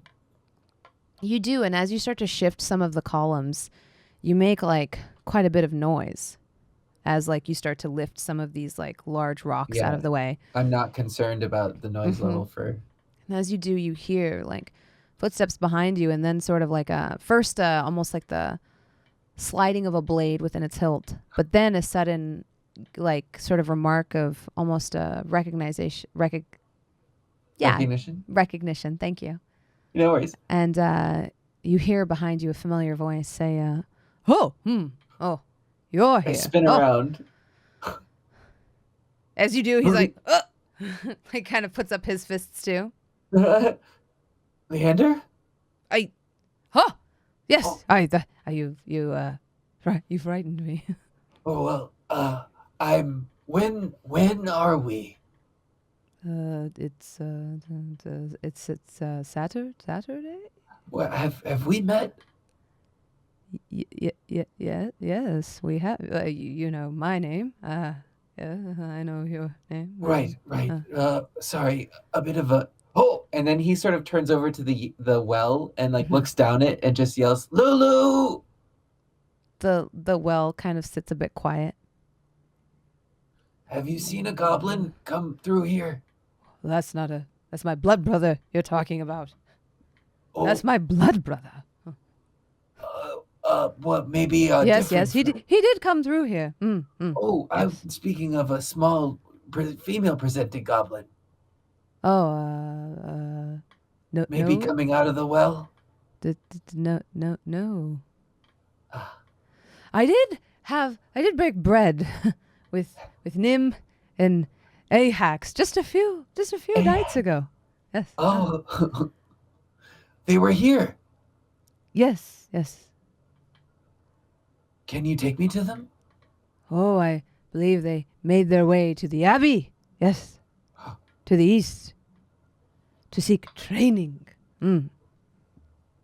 Yeah, I'm sorry to ask this of you, but if anything comes out of the well, can you send it our way?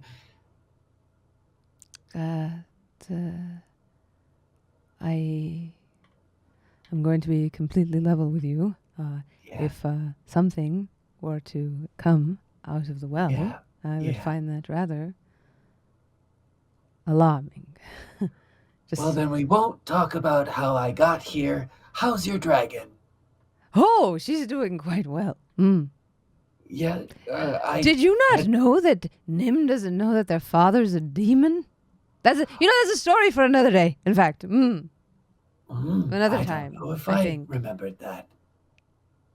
Oh.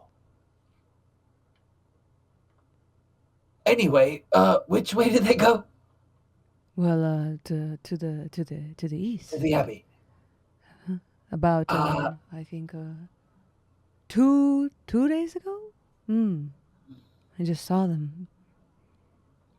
Well, thank you for your help. Are you again. coming to my birthday? It's in a week from now. I will certainly try my best. They said you were going to be there. They did. Bit of a memory thing, you see, and he'll slowly be backing away. He like looks kind of confused, but he's like, Scorpio, are you? Yes. There's an air about you. A good air or a bad air? Darkness clings to you. It's a shadow. And he looks down. The shadow is longer than you are. I'm working on it.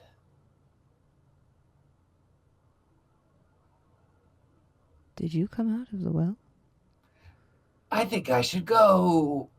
Back into the well? No, to my friends. Then why are you... Is something gonna come out of there and eat me? Be honest with me now, Scorpio. My heart cannot take it when you lie. No, not eat you. Maybe yell at you a bit. Well, you see, I think that might be some sort of portal. There are a few entities that are angry at each other, but also a friend that was trapped in the crossfire. And I was spit out through here, and I don't know where she's going to end up, but it may be through there. What if she's still down there? I checked it pretty thoroughly. Oh. Well, I'm going to be rather honest with you, Scorpio. If something comes out of the well, I'm not going to like it. Well, that's probably Probably okay. a ghoul. Yeah, I think I'm the only one that's going to be coming out of there. And he sort of kicks it a little bit. Mm-hmm. As you do, give me a dexterity saving throw. Excuse me? You're kicking it? Yeah, just like a little tappy tap. Okay, 24.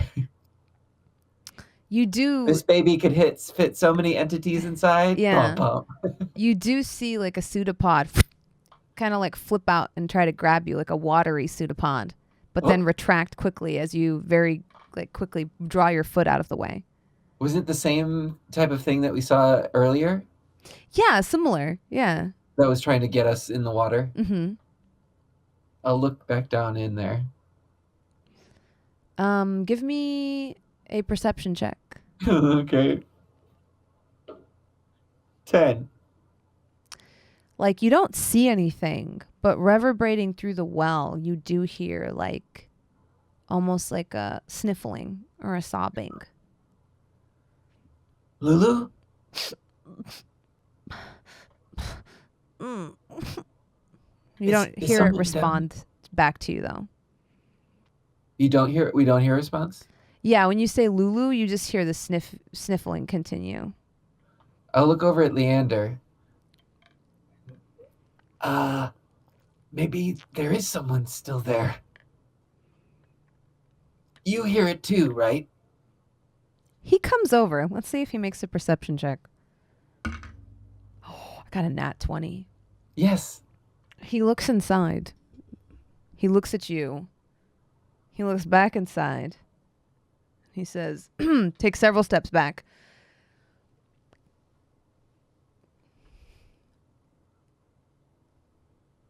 There are ghoulies down there for sure. That which my eyes have seen shall haunt me to the end of my days. Yeah. The fabric of reality lies frayed at the bottom of that well, Scorpio. It is flapping in the wind like a man who has lost his trousers and is dashing through the streets with no shame and reckless abandon. That which I have seen down there is the genitalia of the elder gods themselves. Oh, no. What a sight. This is why I avoid the wells. I don't think she's down there. She is most definitely down there, Scorpio. Oh, okay. And if she is your friend, then you must go down there and help her. Jump in. Scorpio's getting mixed messages. I'm sorry. No, it's okay. You dive in, and you end up here, actually, right on the other side. And actually, this should be like this. My bad. I'm sorry. And Leander's not also still there? Leander ain't going near that well. Oh, but wait. So I went into the well and then came out. Mm-hmm. And you're back in the cellar, in the monk's cellar. Oh. I think I get you. Yeah. I'm gonna keep looking around in the monk's cellar and seeing if knocking on things. The cabinet. Oh yeah. Give me an investigation check. Okay. Ooh. 16. Yeah, as you like open the cabinet and like it's empty inside, save for a few sort of like bottled reagents that look like spices and the various like yeasts and things that monks add to their beer, to their ale brewing. But with a 16, you also perceive that this is a false back. Secret compartment. I break it. No, I open it. Mm-hmm.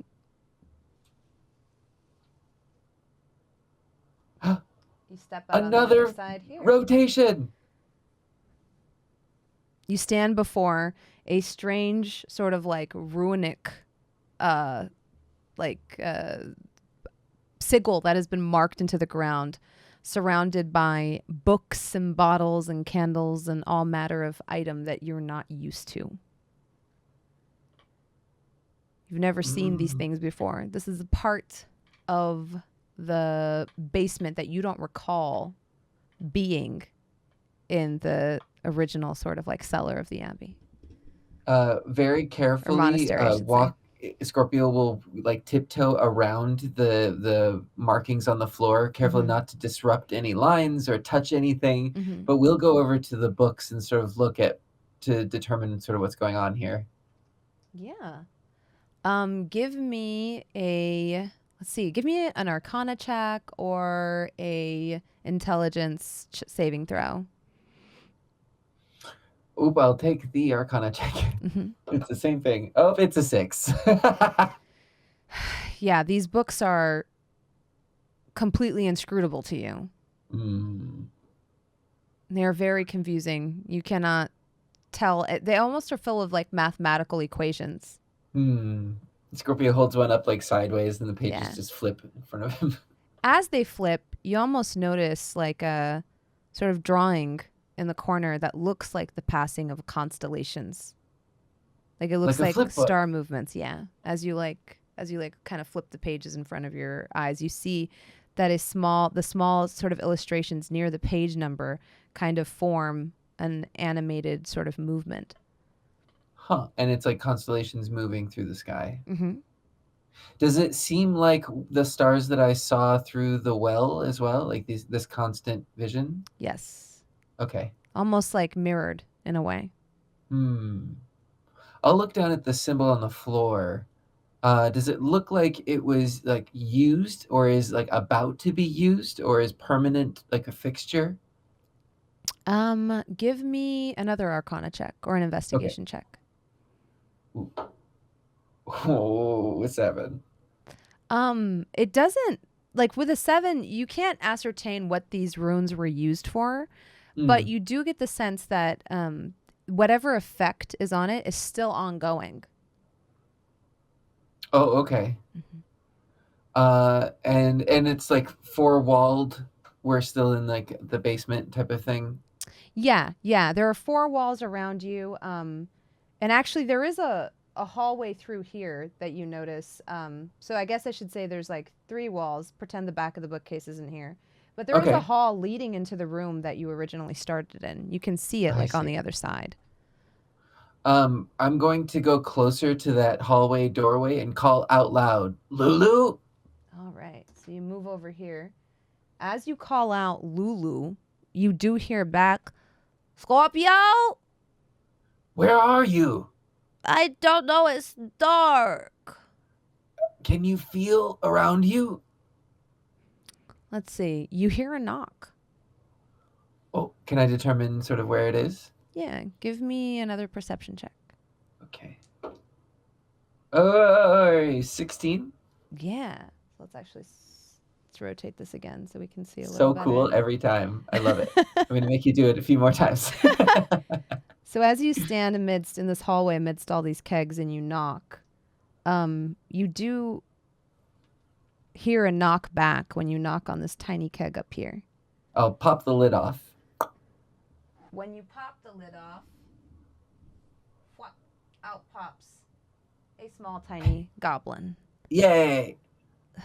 She reaches her hands up. It'll bring her out. Yeah. She like hugs you. She's like, you found me. Oh, well, is this, this I think came from my mind.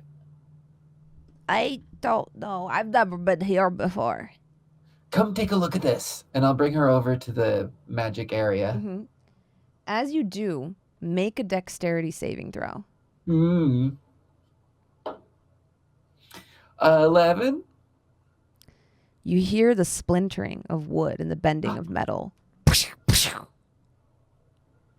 This barrel near you starts to morph and shift as you feel something sticky wrap around your ankle and stay there. Oh. I look down at it. Was it a mimic? Is it a barrel mimic? Yes, it is. Ah! It wraps. Oh my gosh, the lighting on this is really cool too. Yeah. Ooh, it looks so cool. Yeah, it adheres to your leg in a sickening motion, the metal flapping back, menacingly, the maw opening, and as it does, the smell that comes from its like ever opening just sort of mouth like inundates you. It smells like rotting flesh, and you hear like a vague sound of like bot flies as its giant teeth like open up. Roll initiative. Ah! Okay. Behind you hear Lulu go, "What the?" 16. Awesome.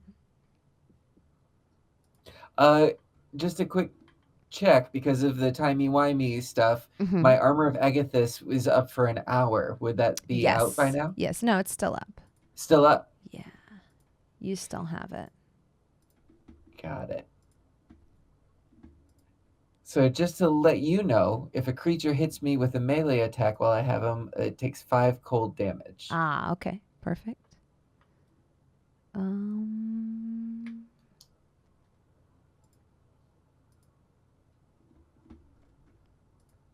right, let me just make sure that I have. So what did you roll for initiative?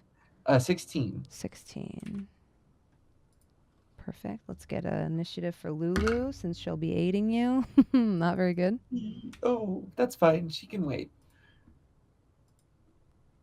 All right. So the mimic attacks first with it's going to bite you. Ugh. So by the way, it is like it was adhered to you. Uh-huh. But you are not grappled by it. Okay. And let's see, it's going to try to bite you. It's gonna try.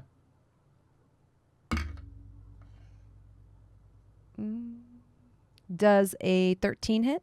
No, 14, baby. All right. So the jaws kind of swing wide as like you very deftly kind of dodge out of the way, although this thing's long slimy tongue is like wrapped around your leg. Ankle. Uh-huh. Yeah, your ankle. And then from behind you with this crate here, you see like a sort of like one of the chests like pop open Another mimic. alluringly. And as it glows gold for just a moment, suddenly you see the gold kind of fade away. And in its place, another maw opens behind you. Look at that mini. Oh my gosh. Yeah, I used my monitor lighting to light it up a little bit better. Wow. Because it was like, yeah. Wow. The eyes. Oh my gosh. Yeah, it It's opens so up behind gross. you and it strikes out at Lulu Oh no. with the pseudopod, hitting with a nat 20. Yay. Oh wait, no, it hit Lulu? Yeah. Oh. Dealing 9 damage. Oof. And adhering itself to her. You hear her exclaim out, "Ugh! Oh my god! Ew, it stinks! Get it off me!" And it's your turn. It's my turn. Mhm. Okay. Scorpio is going to use the momentum of the lashed tongue on his leg, Mhm. and he's going to do. The intention is to do a back handspring to flip it over onto the other enemy. So that is the intention. Perfect. Go for it. I will do like an unarmed attack, maybe. Yeah. Ooh, 19. That succeeds. Just barely. Okay. Ooh, jeez, that's terrifying. So yeah, he wants to slam the barrel mimic into the other mimic. All right. So you want to like launch it here? Yeah, and You he'll go along for the ride. Yeah, you are able to do so. Give me an acrobatics check to see if you manage to also flip yourself over there. Yes. 13. So with a 13, you do manage to kind of like, we'll count that as like a little bit like your movement. Sure. Smash one barrel into the other. Sorry, I just need to like put this at a point where everyone, there we go, where everyone can kind of see what's happening. And also launch yourself onto the other side. Oof. Okay. And I'm no longer attached? No, you're not attached. Okay. Because that's basically succeeding on a grapple check, which is perfect. That is going to take your entire turn, though. Yeah. Unless you have a bonus action. Facing Lulu. Yeah. Go ahead and roll damage for slamming one mimic into the second one. Got it. Okay, so I'll use my unarmed damage for that. 6. Perfect. So you hear like a splintering as you smack one mimic into the other with like a sickening crash. And then it is Lulu's turn. Let's see. She's got this. We've been training. Yes, actually you have been training. So as you see Lulu kind of like think about her training, you almost see for a moment like her kind of flicker, kind of like the mirage. Oh. And as she does, she casts blur on herself. Cool. Almost like shifting and wavering, similar to like the magics that her patron used. Yeah, she kind of like it's almost like she's there and she isn't there. Like the edges of where her figure is become almost blurry, almost holographic in nature. And she is going to try to release herself from this creature's grasp. She can do it. I believe in her. Failing to do so. She tries to like remove herself from where this creature's giant tongue is like latched around her, but she's too small and she's just not able. She doesn't have like the force in her little body to like remove herself from it, and that'll be her turn. It is then this mimic's turn. It's going to be a 50-50 on whether it goes for you or her, even or odd. Odd. It's a 3. So it, once again, after crashing into this other mimic, turns around and tries to lash out at you. Bring it on, barrel boy. Rolling a 23. That'll do it. It strikes out with a pseudopod. Only striking for 5 bludgeoning damage. Okay. Is it also grappling? I believe it can only kind of grapple when it's in. When it's in amorphous form, and right now, when it's in object form, and at this point, it's in amorphous form. Okay. Mm-hmm. So it's more like a puddle instead of a actual barrel. This one is still more of an actual like chest though. It is gross. Then this one's a turn. It's going to attempt to bite Lulu. It does have advantage because it is grappled, but then that's negated by the disadvantage from her having blur. Yeah. Which works. Yes. Misses. It is now your turn.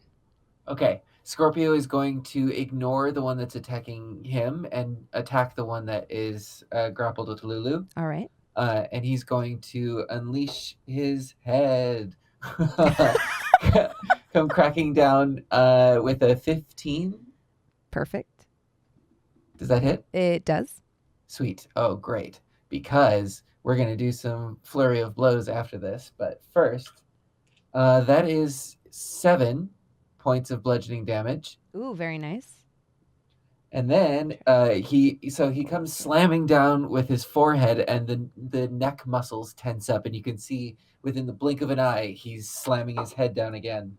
High math, 17 plus. So that hits. Mm-hmm. Low. 4 points of bludgeoning. Perfect. Do you want to do anything else in your turn? And then I would like to Step of the Wind, key point to disengage and sort of dodge back out of the way. I'm going to move in front of Lulu, though. Okay, so you want to like intercept here? I just wanted to do it without any attacks of opportunity or anything. Perfect, yeah. So, yeah, you don't take any op attacks. You're able to very swiftly strike it twice. You hear the wood crack and creak as you do so. And then you very deftly move over and place yourself between Lulu and this mimic here. I like to think it was like 2 headbutts and then the cartwheel over the top of it to the other side. Beautiful. You see Lulu kind of like get angry as this thing like is like latched around her and will not relinquish itself. So you see her kind of like put her hands together and she almost is ready to do her little finger guns, her little pew pew. But then instead she thinks twice and puts them together like this. Ooh. And you see her cheeks get like very, very red as she does so. And you see like her little forehead veins start to bulge. And as she does, oh my gosh, is this actually going to hit you too? I need That's one fine. of those 15-foot cone things. You see like flames erupt from both her fingers as she like lets them go into a 15-foot cone. Everything, including the 2 enemies, have to make a dexterity saving throw. Yeah. I also have my armor up too, my armor of Agathis. They both do not make it. 13, does that save? Wait, does it save? It doesn't. Her spell save DC is 14, yeah. This might hurt. Oh. Okay, no, actually it's 46. Ooh. 3, 6, 11, 12 points of fire damage. You see burning hands emit in a cone right in front of her, setting both mimics on fire, as well as all of these barrels and these crates back here. You can see that Scorpio, he had taken this stance in front of her and was ready to protect her at all costs. And it catches him sort of off guard as he looks through the flames to see her just like unleash this fury. And he last minute just puts his arms up to protect himself.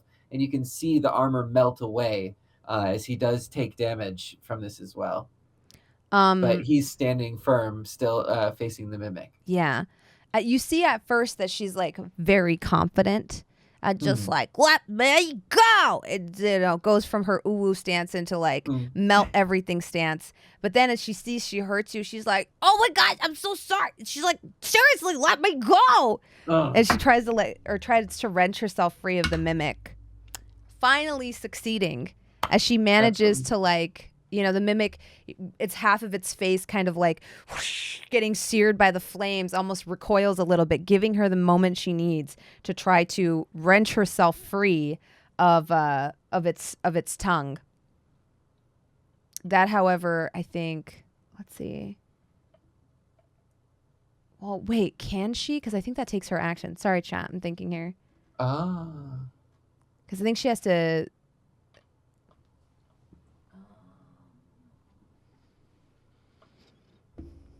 Bum, bum, bum.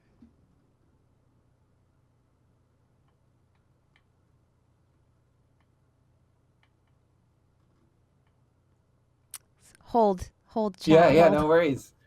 This is awesome. Because I think when you're grappled, I'm trying to figure out if you have to make an ability check to escape, or if that's like your full action, or if it's not your full action. It could be a movement action if she hasn't used that already, but casting a spell would be the full round, I think. Yeah, I think we can count it probably as her movement.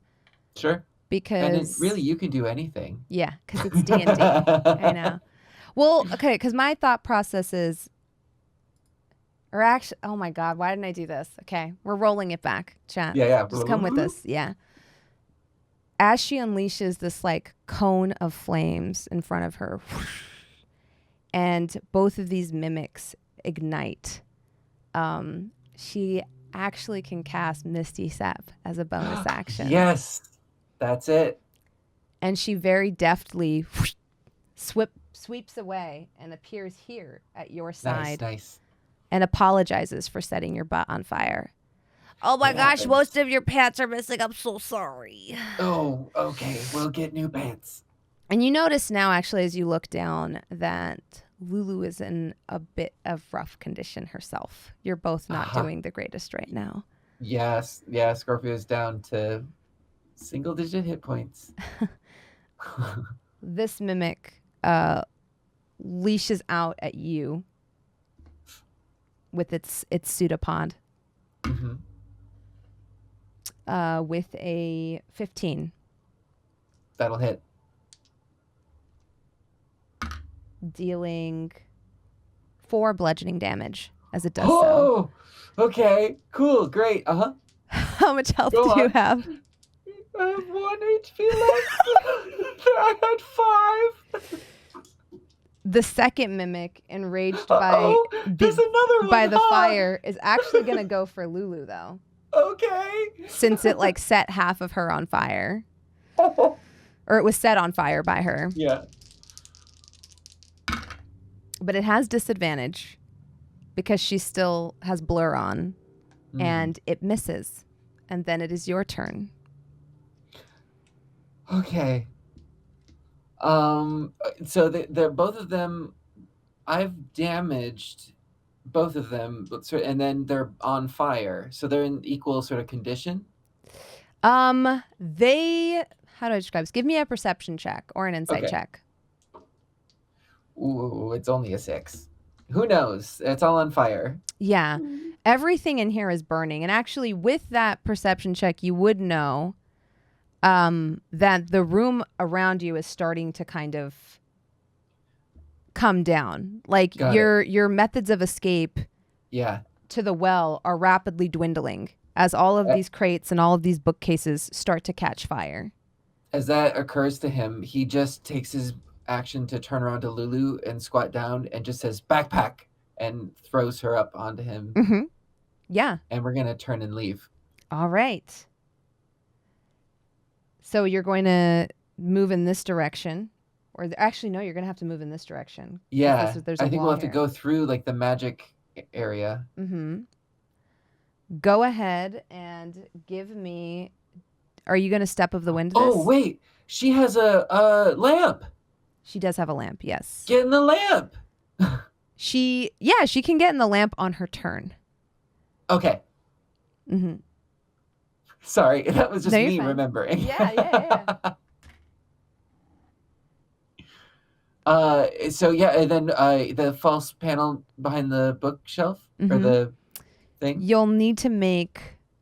The 2 creatures are going to make an op attack on you. Okay. If you move through both of them. Can I dodge with my second key point? Yes. You can dodge 1, I think. Could I do the dash action? But I guess that's the same thing. So yeah, I will at least block 1. Okay, perfect. And the second one is going to attack you. Okay. I'm nervous to roll. I don't know what's going to happen.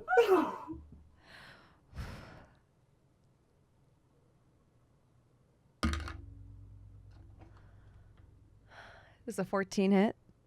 That beats it. Is it tie goes to the attacker, right? It strikes out at you with its tongue, smacking you one time, grabbing your ankle. You hit the floor here on the other side of the barrels as it takes its op attack at you.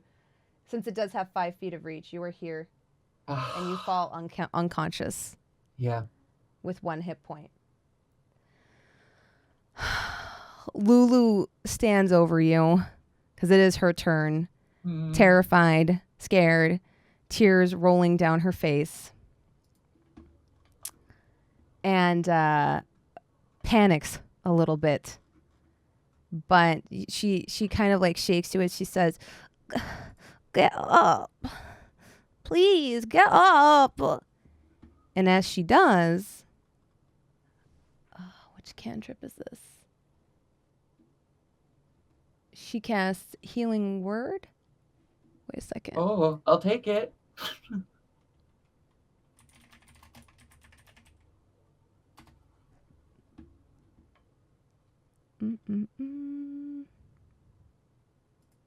Sorry, I'm just looking here. It's only like 1d4 plus 3. You know what? It's better than none.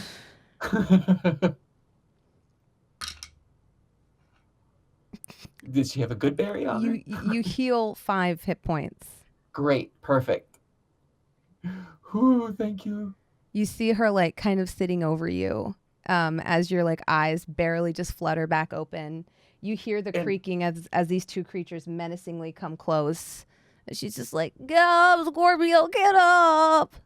He sort of coughs and smoke comes out of his lungs from like that fire attack. Yeah. He realizes what's happening and then scoops her back up and again tries to leave. All right. The two mimics are going to move towards you. They only have a speed of 15 feet. Okay. So only one will make it to you in its turn. It's going to reach out to Lulu because she is closer to it. Okay. Hitting.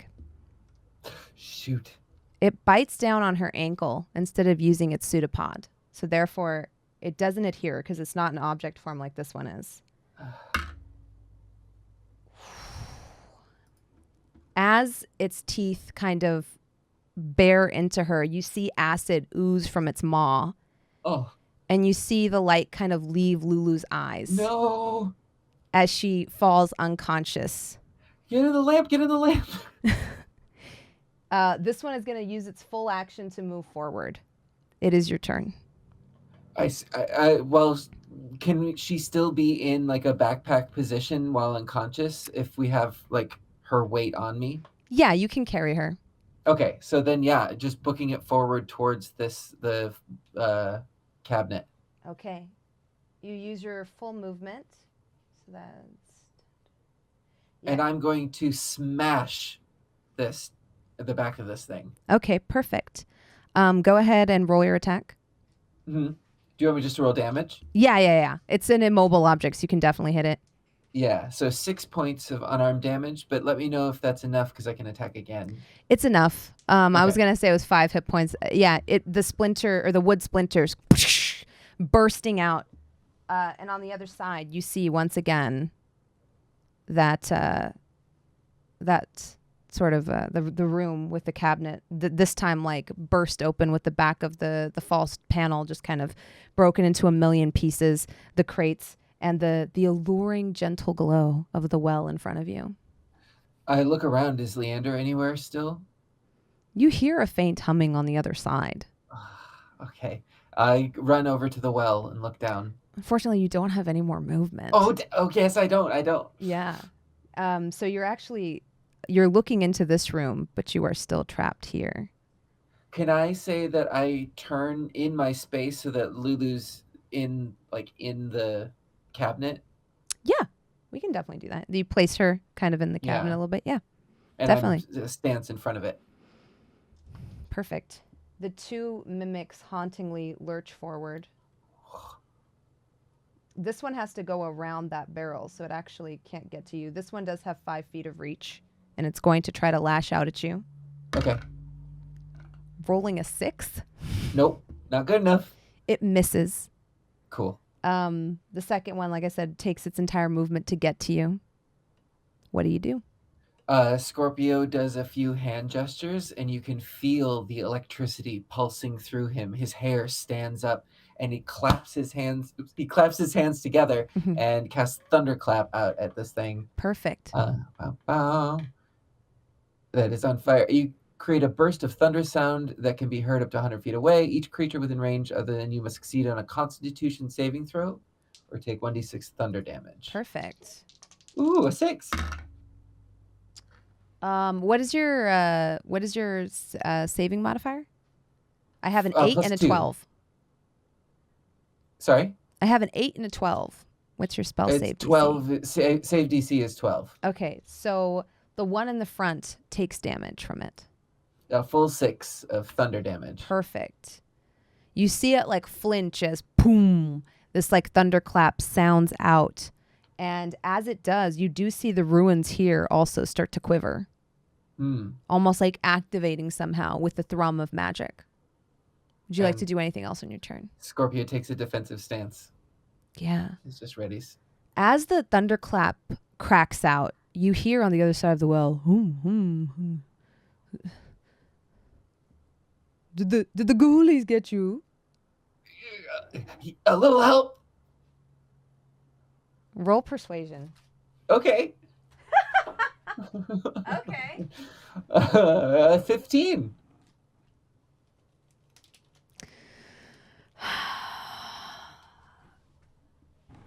On the other side of the well. Yay! On the other side of the armoire, gazing at you Through the this hole that I splintered broke. through the splintered sort of armoire, you see a very strange looking face, gaunt in demeanor, covered in scars, carrying aloft an ethereal lantern swirling with all kinds of mists on the other side. As soon as he appears like near that cabinet, Scorpio looks down at Lulu and just says, "Help her." He gives a quick nod, and I will add him to the initiative track. Yay! So Lulu is going to make a death save Oh, because it is her turn, who would have thought? which she fails. No! And then it is Leander's turn. Leander reaches into the armoire with quavering hands and attempts to stabilize Lulu with a first aid check.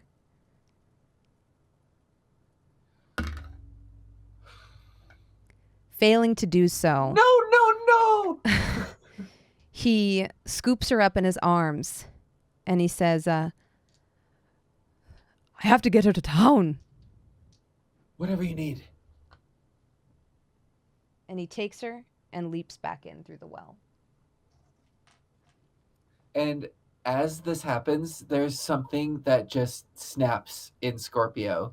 He turns around with an anger in his face, directed directly at these two creatures. Mm-hmm.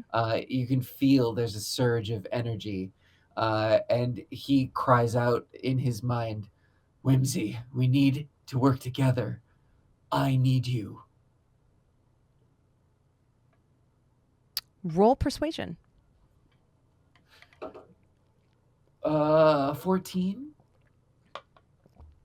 Let us see how he's feeling today. Oh, please. That beats my 12. You see the ruin on your left start to glow for just a moment. And then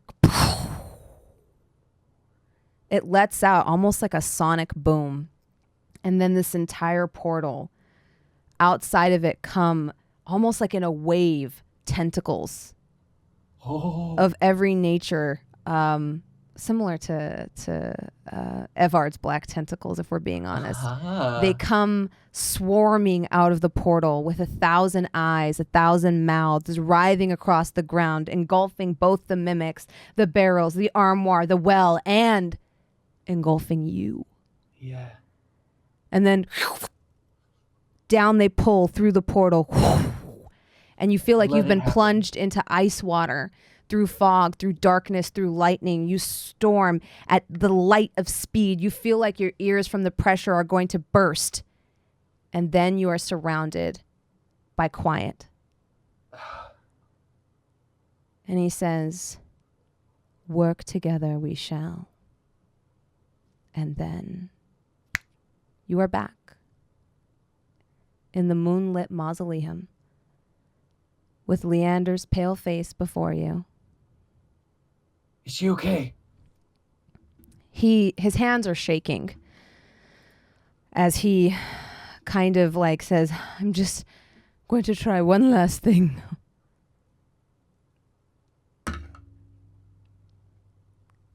And he says, yes, she's okay. And Scorpio just collapses from exhaustion.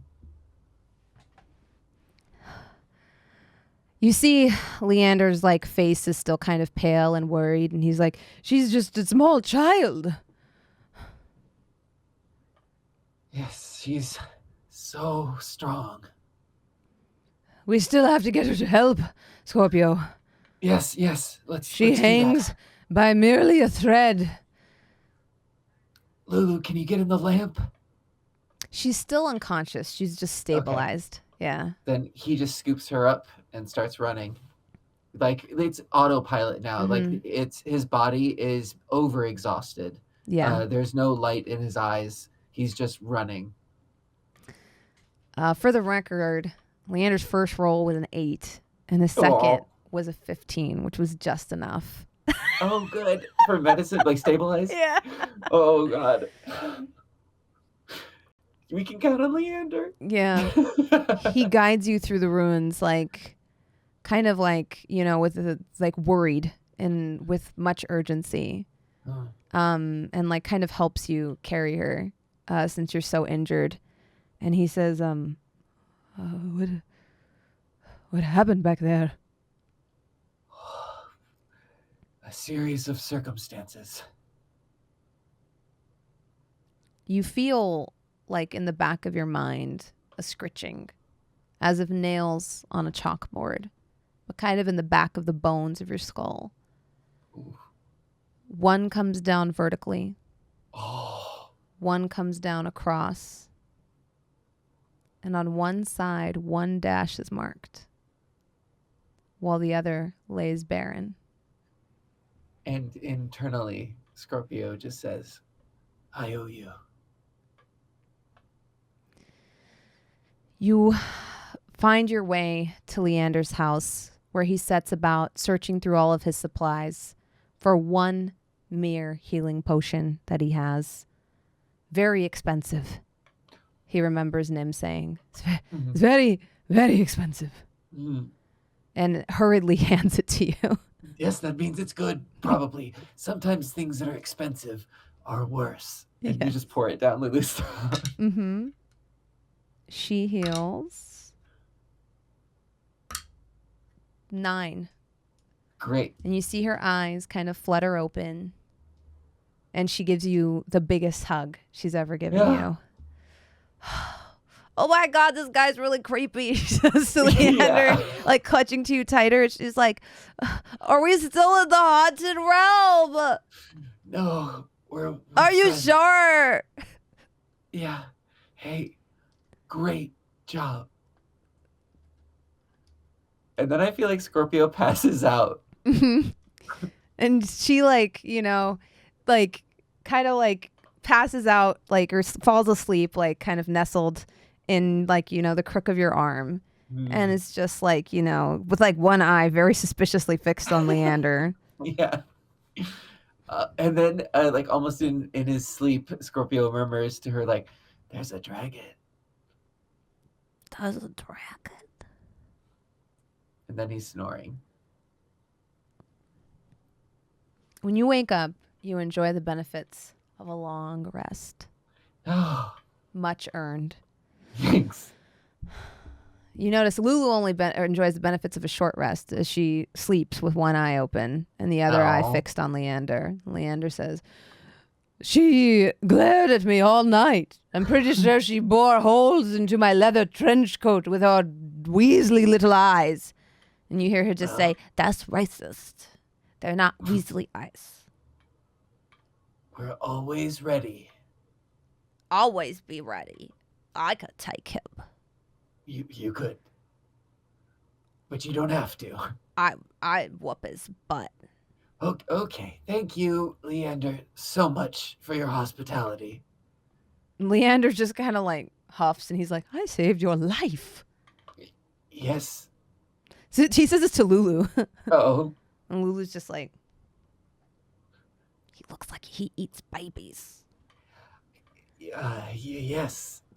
He does look maybe like that. I don't know what that looks like. Okay, Leander. This is Lulu. Leander. We should connect with everybody else. You said that Nim and Ajax came through here. yes, they'll be back in just a few days for my birthday.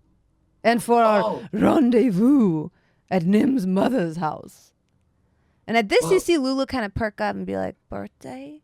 So you gotta have a cake? Can I come? Can we be friends? Is it gonna, what color? Is it gonna be a cake? Does it have frosting? It's maybe strawberries? I think we could use a break. Why don't we wait here until your birthday, and we can meet up with everyone, if that's okay with you, Leander. You see Leander kind of like frown at Lulu a little bit, and he goes, "There might be cake. And I suppose you're invited. But I'm not happy about it." And Lulu's just like, yay, happy birthday. While they're talking, Scorpio is a little bit distracted and is going to start scanning the room for the dragon. For I forget what she had named herself, like Singe the incinerator or something like that. Singe, destroyer of worlds or something. That's what it was. Or Scourge, I think is what it was. Sure. Yeah. Yeah, Scourge of humanity. Is she in the room? She's actually downstairs, waddling around in like a kiddie pool. Scorpio is gonna go and find her, and while he does, he's going to connect with Whimsy. Ah. And what do you speak Draconic, right? Uh-huh. Yeah. What do you say to her? For some reason. Well, actually, to Whimsy, Scorpio is just going to say, "You wanted a closer look. Here you go." Yeah. And Scorpio will just get closer to the dragon. Ooh. You see Whimsy kind of like, almost like take control of one of your hands. I like to think that when this happens, through Scorpio's headband, you can almost see this third glowing like slit eye. I love it. It's so whenever Whimsy's sort of like taking control of part of him. As you almost despite yourself reach out your hand and touch Tabitha, the baby dragon. And when you do, you feel like energy pass between the two in a way.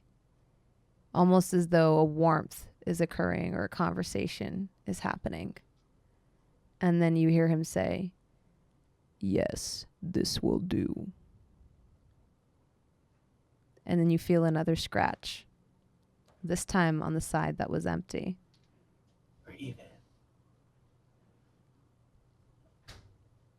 And I'll walk back up just to enjoy the time with Leander and Lulu without being in danger. You see now that at the prospect of cake, Lulu has warmed up to Leander quite a bit. And she very cheerfully is like discussing with him what type of cake they should get. I think you should get a rainbow cake, because then you got lemon flavoring, blueberry flavoring, and, it's also Pride Month, so you should have a rainbow cake, because some people have two dads and some people have two moms, and that's okay. That's great. Some people just have parents. I would be delighted to try to bake a rainbow cake. It sounds like a challenge. Yeah. And my favorite color is purple, because I like with those taste purple.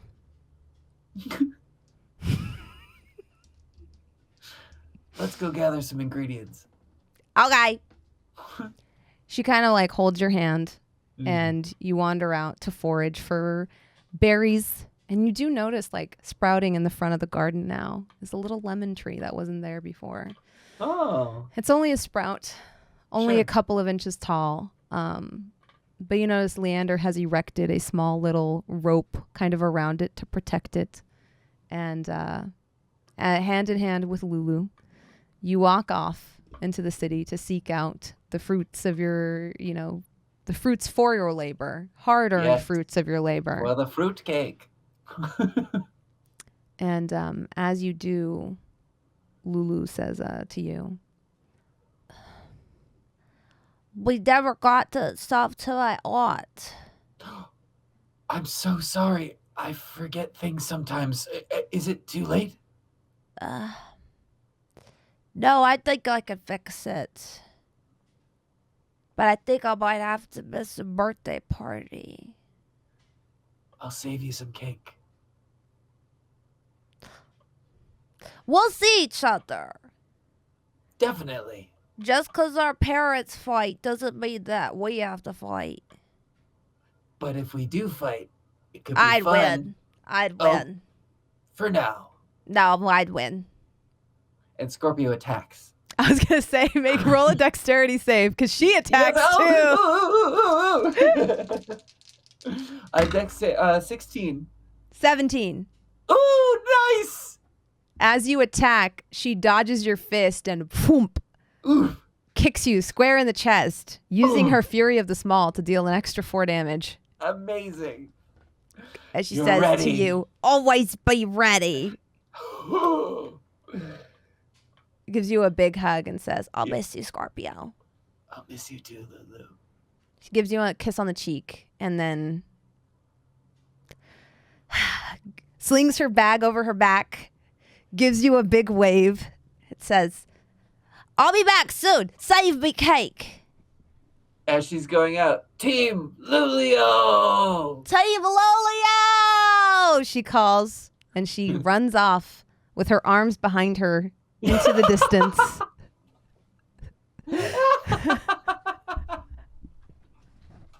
Yes! This has been our one shot. Yay! Thank you so much for joining us.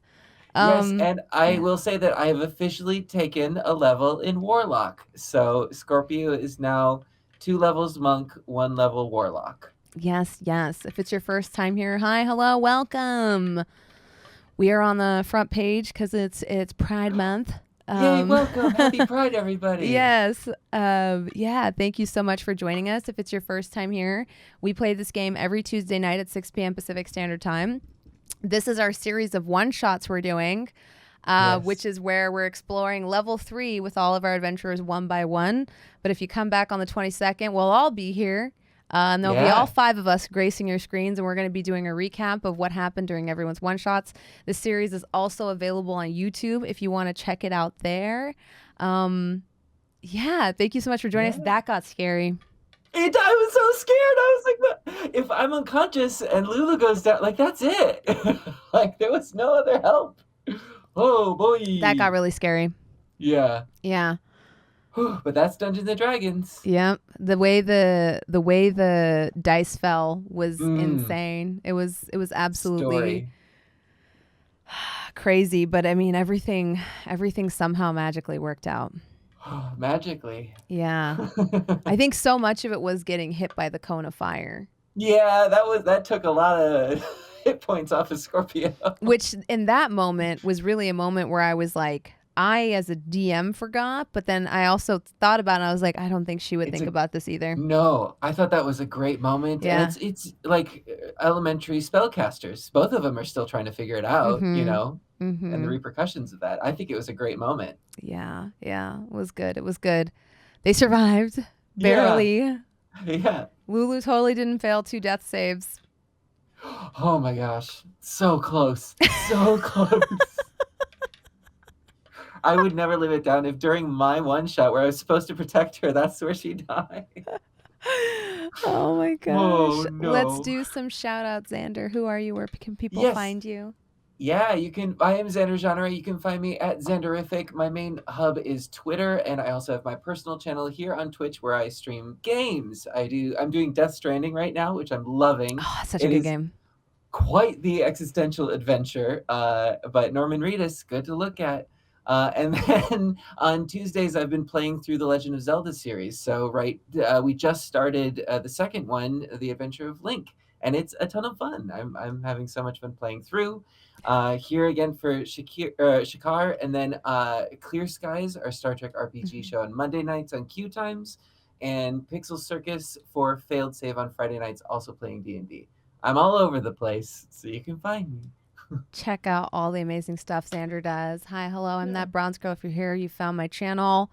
I do D&D stuff on Tuesday nights. This rebroadcasts 9 a.m. on Sundays. I also host a morning talk show, and I do a lot of variety gaming. I'm currently playing through Subnautica Below Zero. Ooh. And it's actually really fire. And I just beat Resident Evil Village. So too scary. Yeah, I normally stream in the mornings at like 11 a.m. Pacific Standard Time. Come through if you're decent. If you're a dickhead, probably don't. Oh yeah, that's the Go policy. bother your mom instead. Cause I don't run a friggin' daycare. Okay, y'all don't pay me, and I'll be sitting here. Into this bronze. Running a daycare. But if you're new here, hi, hello, welcome. We're big nerds here. I play Warhammer, Magic the Gathering, and D&D, and I'm also pretty into comic books. On Mondays, I have a show called MCU Crew with me, JP, and Jesse Cox, and that's who I am. Thank you so much for joining us tonight. Are you excited for Loki? Yes! Loki! Yeah. Sorry, anyway. Yeah, so this coming Monday's show is going to be especially friggin' hype because I'm so excited to see Loki. So nice. Have a wonderful night, everyone. Thank you so much for joining us today. Thanks for doing this. Yeah, of course. Bye, Xander. Bye.